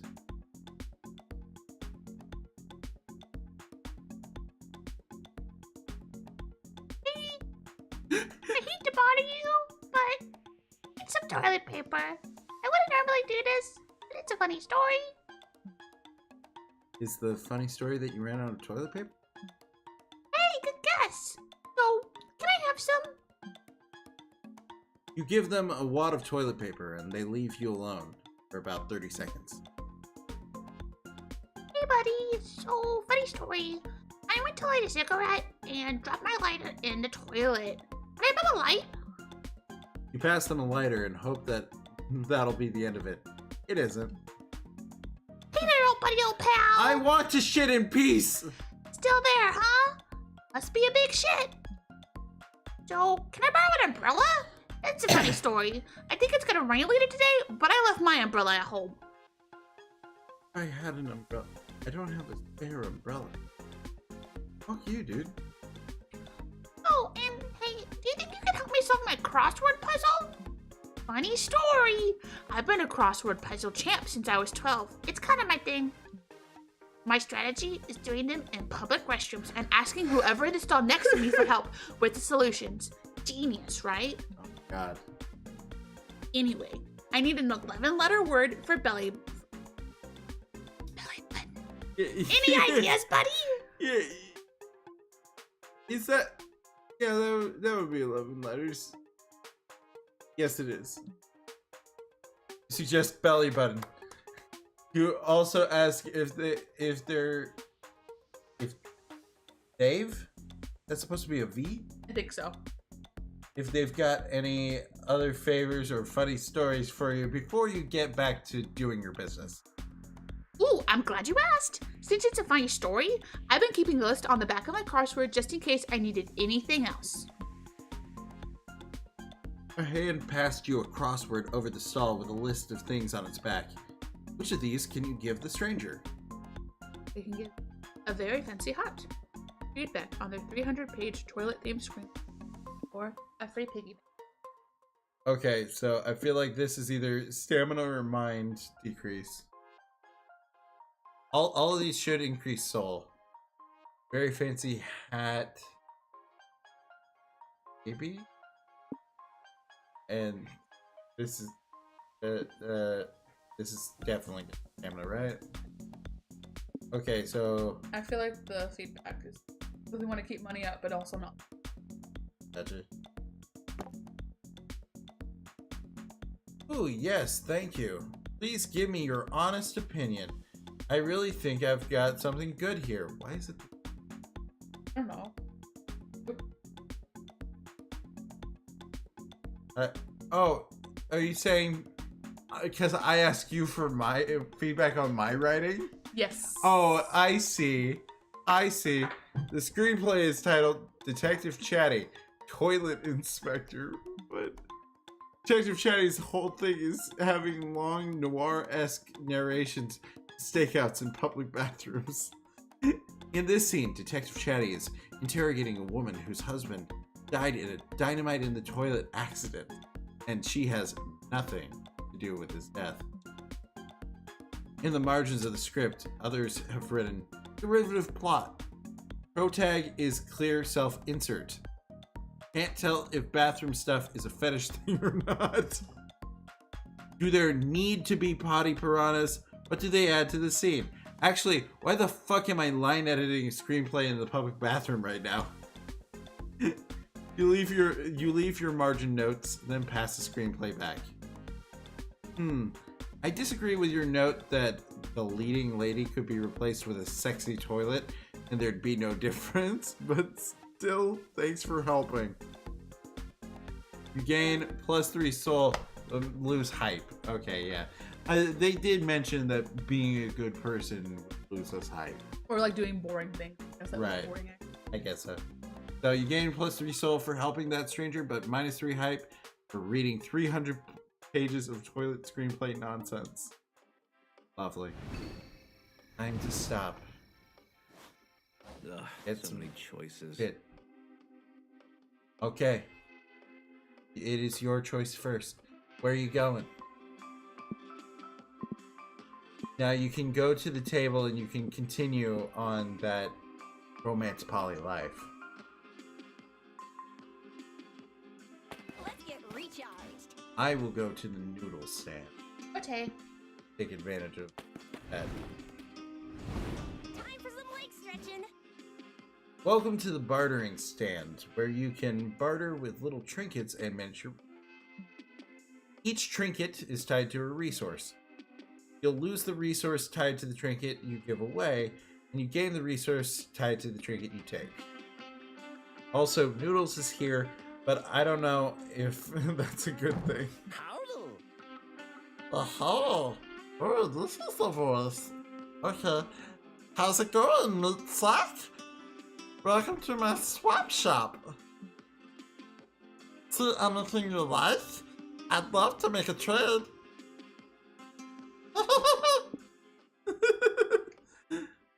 Postcard from your mom. Gas canister, that's definitely magic, right? Someone else's credit card. Money? Sequel to an erotic fanfic about dragons. What the fuck is that? That hype?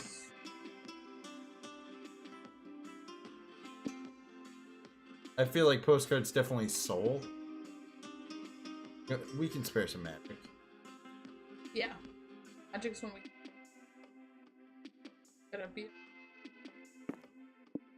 Okay. Plus 50 karma points voucher. We could increase our soul some more. Haunted rear view mirror. What the fuck would that do? Coin from a different dimension. That would be. I feel like that makes it. Money handle noodles. Hell yeah! And yeah, it did decrease our magic. Okay. Jeez, you actually took that?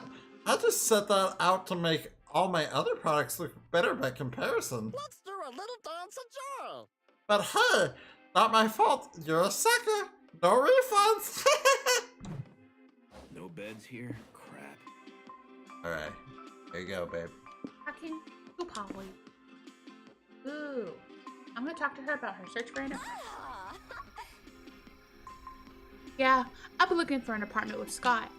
Damien might join us, who knows? But for now, it's just me and the good boy. But wow, looking for an apartment has been a trip. Even weirder than this one. Really?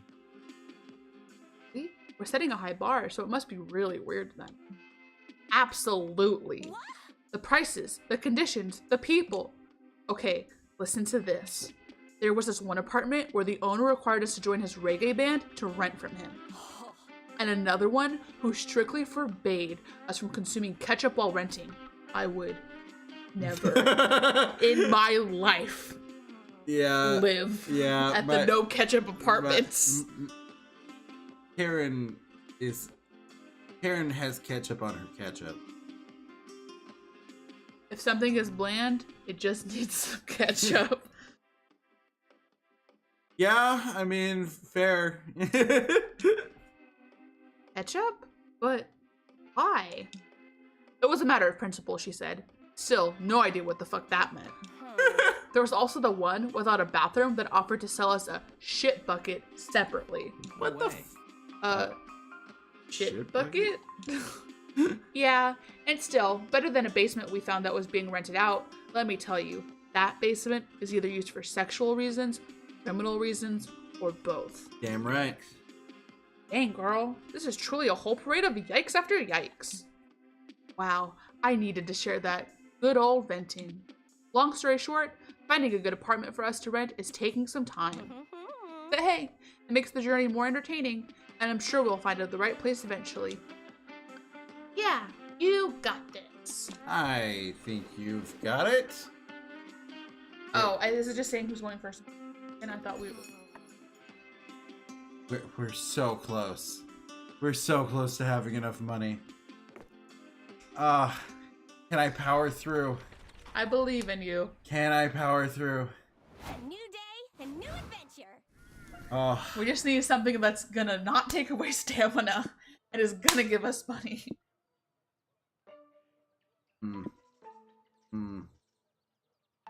we could increase stamina because it's got food.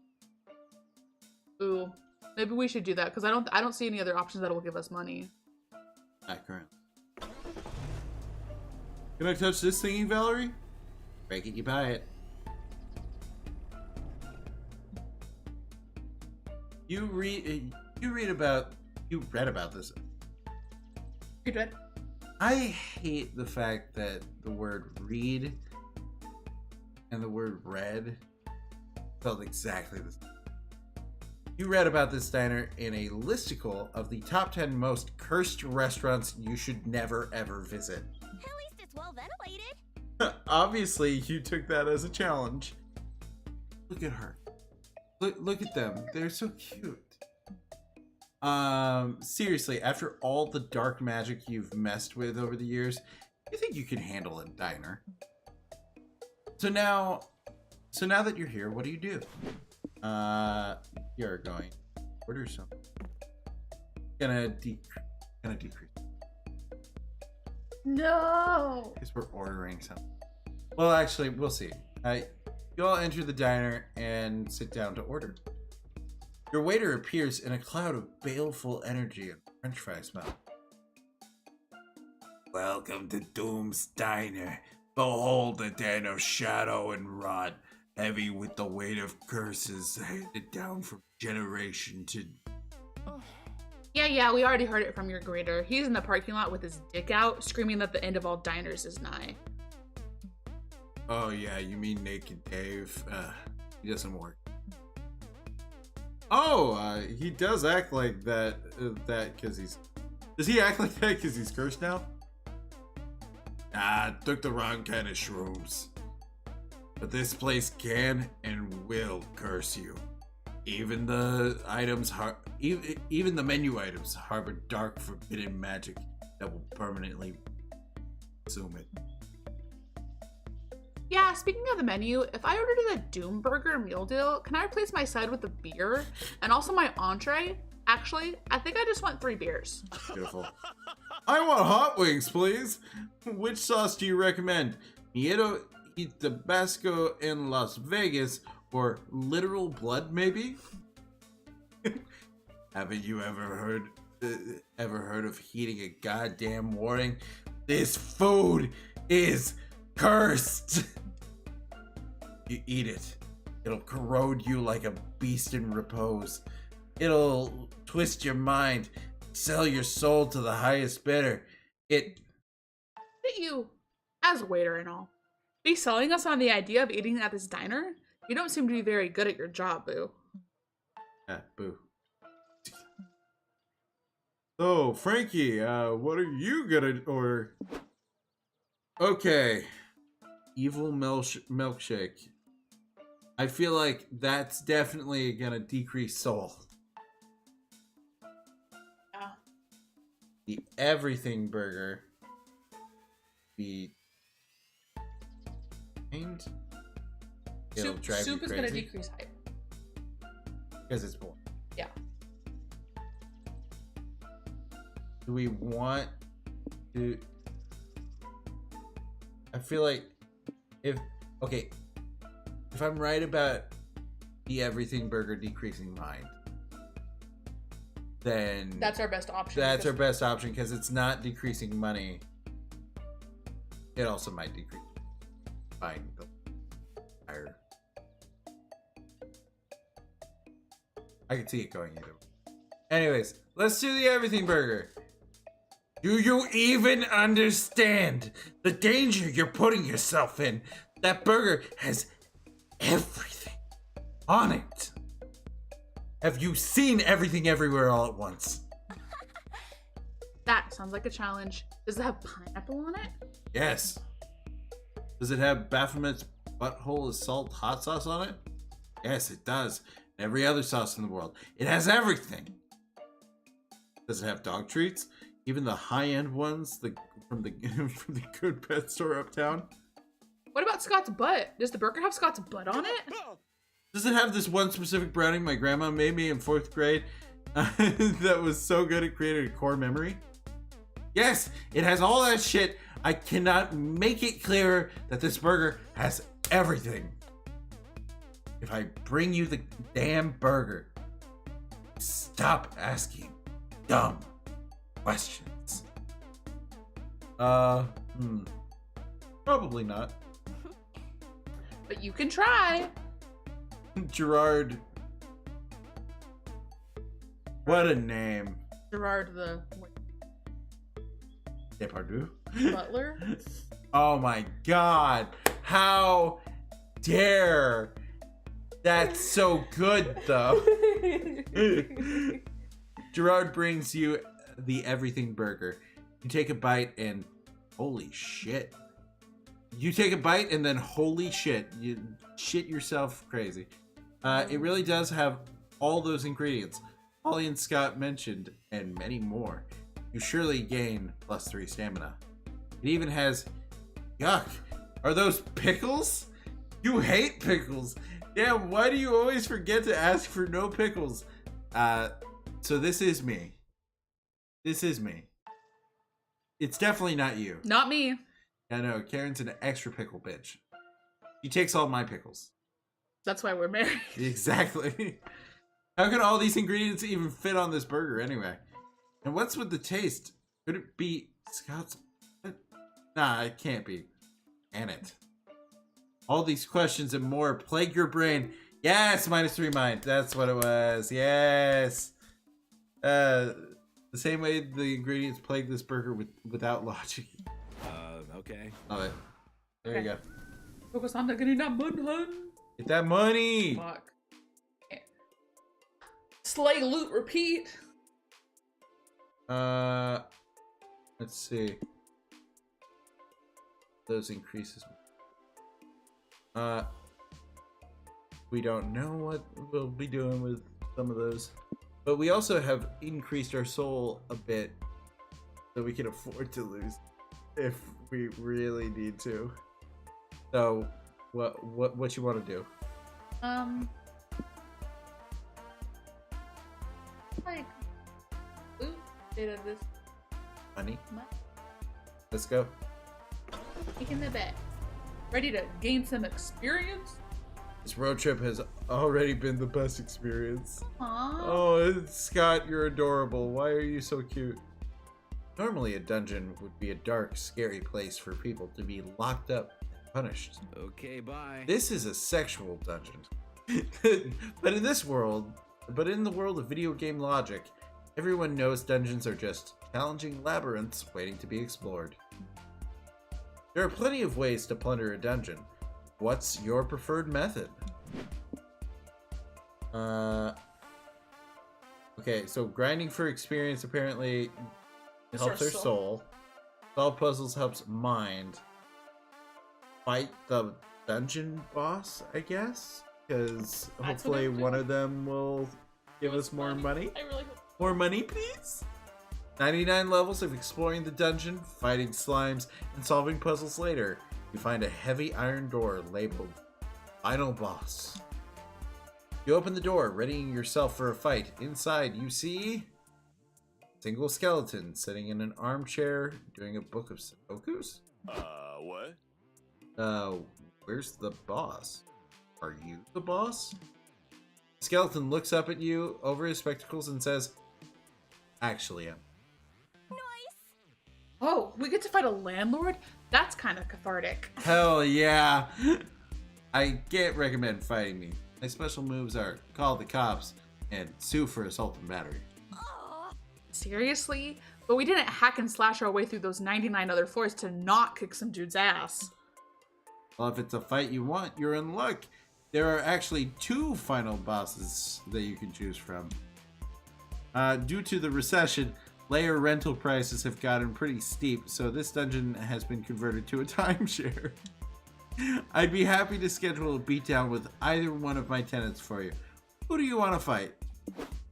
Okay. Level 69, Dominifel, the edgy fallen angel who draws powers from the very complicated fashion choices and convoluted backstory. So, obvious Sephiroth.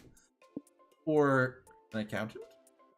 Harry, dungeon middle manager. Do you think we'll get money if we Battle the accountant. battle the manager? And the other one we'd get hype, maybe? Let's middle manager it is. Bring it on, my man. An elevator appears in the center of the room. Harry steps out of it and takes a seat at a cubicle desk.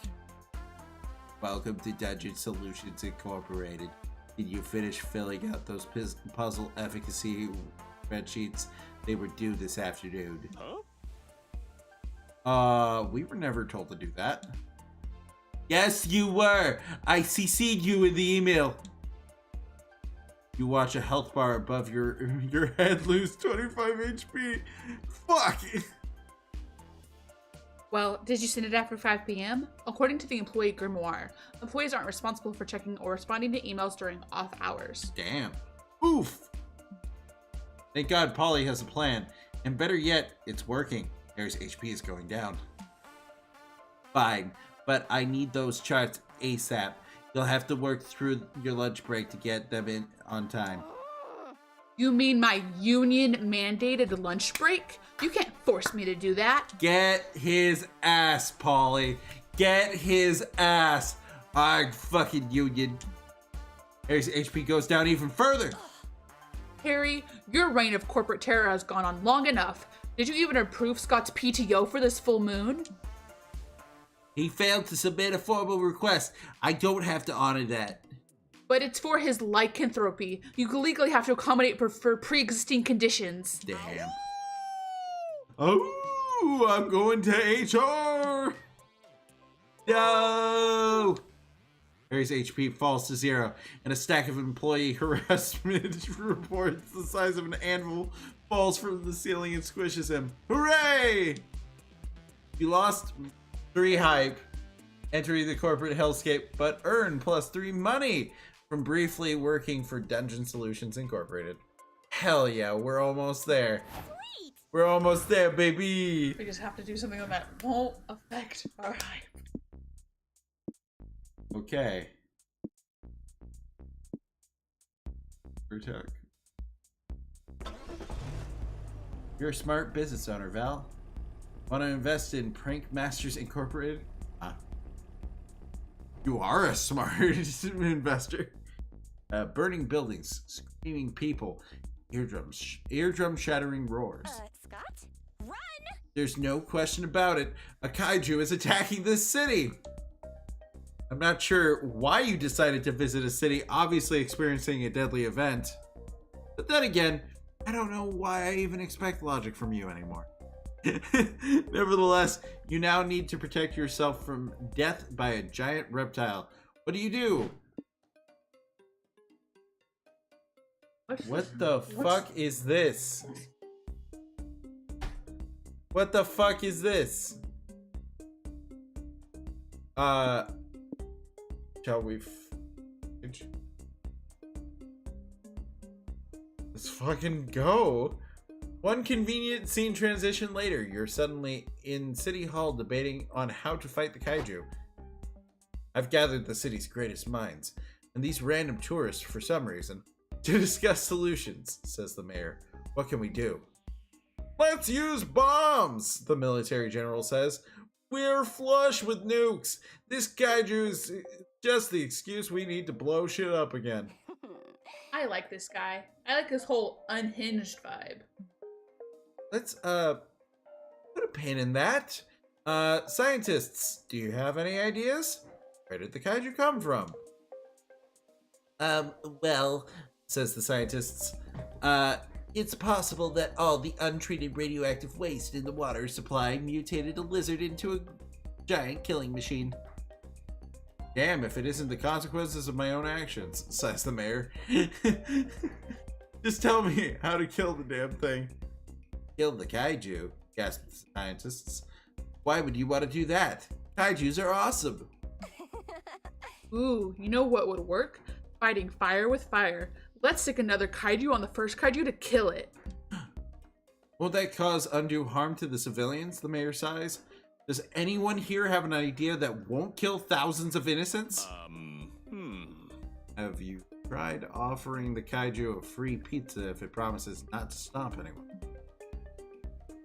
Okay, looks like the kaiju versus kaiju thing is our best bet. But where are we going to find another kaiju to stick on the first one? Hey, for some reason you know exactly where. You just need to tell Hyperion, the hungry hippo of hyper hope. Or bring a skyscraper to life so the buildings can get their revenge after decades of the kaiju's tyranny. Okay. So obviously Hyperion is going to help with our hype. Yes. I don't know what the fuck the skyscraper's gonna do. My first.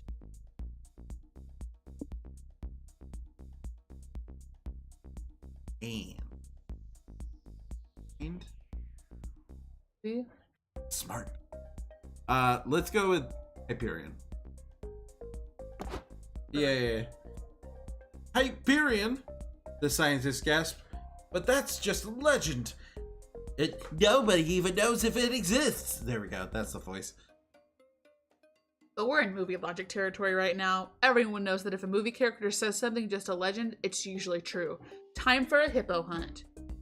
Your search takes you to Hyper Hope Island, where it's said that Hyperion and other giant hippos have battled for centuries to consume the most balls. Don't ask me why they fight over and eat balls. Ancient legends are fucking weird. In the end, Hyperion finds you first. It towers over you, blotting out the sun, and booms. Do you have any balls? Yeah, I've got 2 of them. Oh, wait, you're not gonna eat them, are you? You all lure Hyperion back to the city with the promise of many balls to eat. Kaiju and Hyperion size each other up. Give me your balls. They're gonna fuck. They're gonna fuck. Make me, says the Kaiju. Hyperion tackles the Kaiju. Then down on the ground, they bang. An action-packed battle ensues. It would cost like triple this game's budget to show it to you. So you'll just have to trust me when I say it's very, very awesome. At the most dire moment, it seems Hyperion is beat, falls on its back, perhaps never to rise again, and cries out, Brethren, I call upon your strength. Feast upon these balls. The ground shakes as 3 more giant hippos come out of the sea. They're the hungry hippos Hyperion eternally fought, come together to defeat a greater foe. The hippos form up like Voltron to kill the kaiju. So it's four hippos in a trench coat. Love this. Yep. It fucking does something. I don't know what it said. Afterwards, the hippos feast on the kaiju's balls. What? And they're still hungry afterwards. You satisfy their appetites by playing a giant game of Hungry Hungry Hippos. It's hella fun. You gain +3 hype. But you lose 3 stamina. Because it takes a lot of giant balled up food to appease these hippos. My turn again? Makes Get the sense. rest. Sense. Checks out. Okay, let's see if we can gain money. We can't. I think this is gonna have to be where we leave off. That's okay. This stream, because it is 8 past 11. Boy is tired. So, thank you guys so much for joining us. This has been fun. Thank you, Karen, for joining me. Thank you for, taking your day off work. Yep. Yep. It was entirely for the stream. 100%. It's just that important. 1000%. Yeah, definitely. And yeah, if you guys want to see more, make sure to hit subscribe, like this button, because it gives me the good feelings, the dopamine, and also just, yeah, see you around. Boy. Boy! Outro music. That will now be the outro music. Thank you. Yes. Goodbye.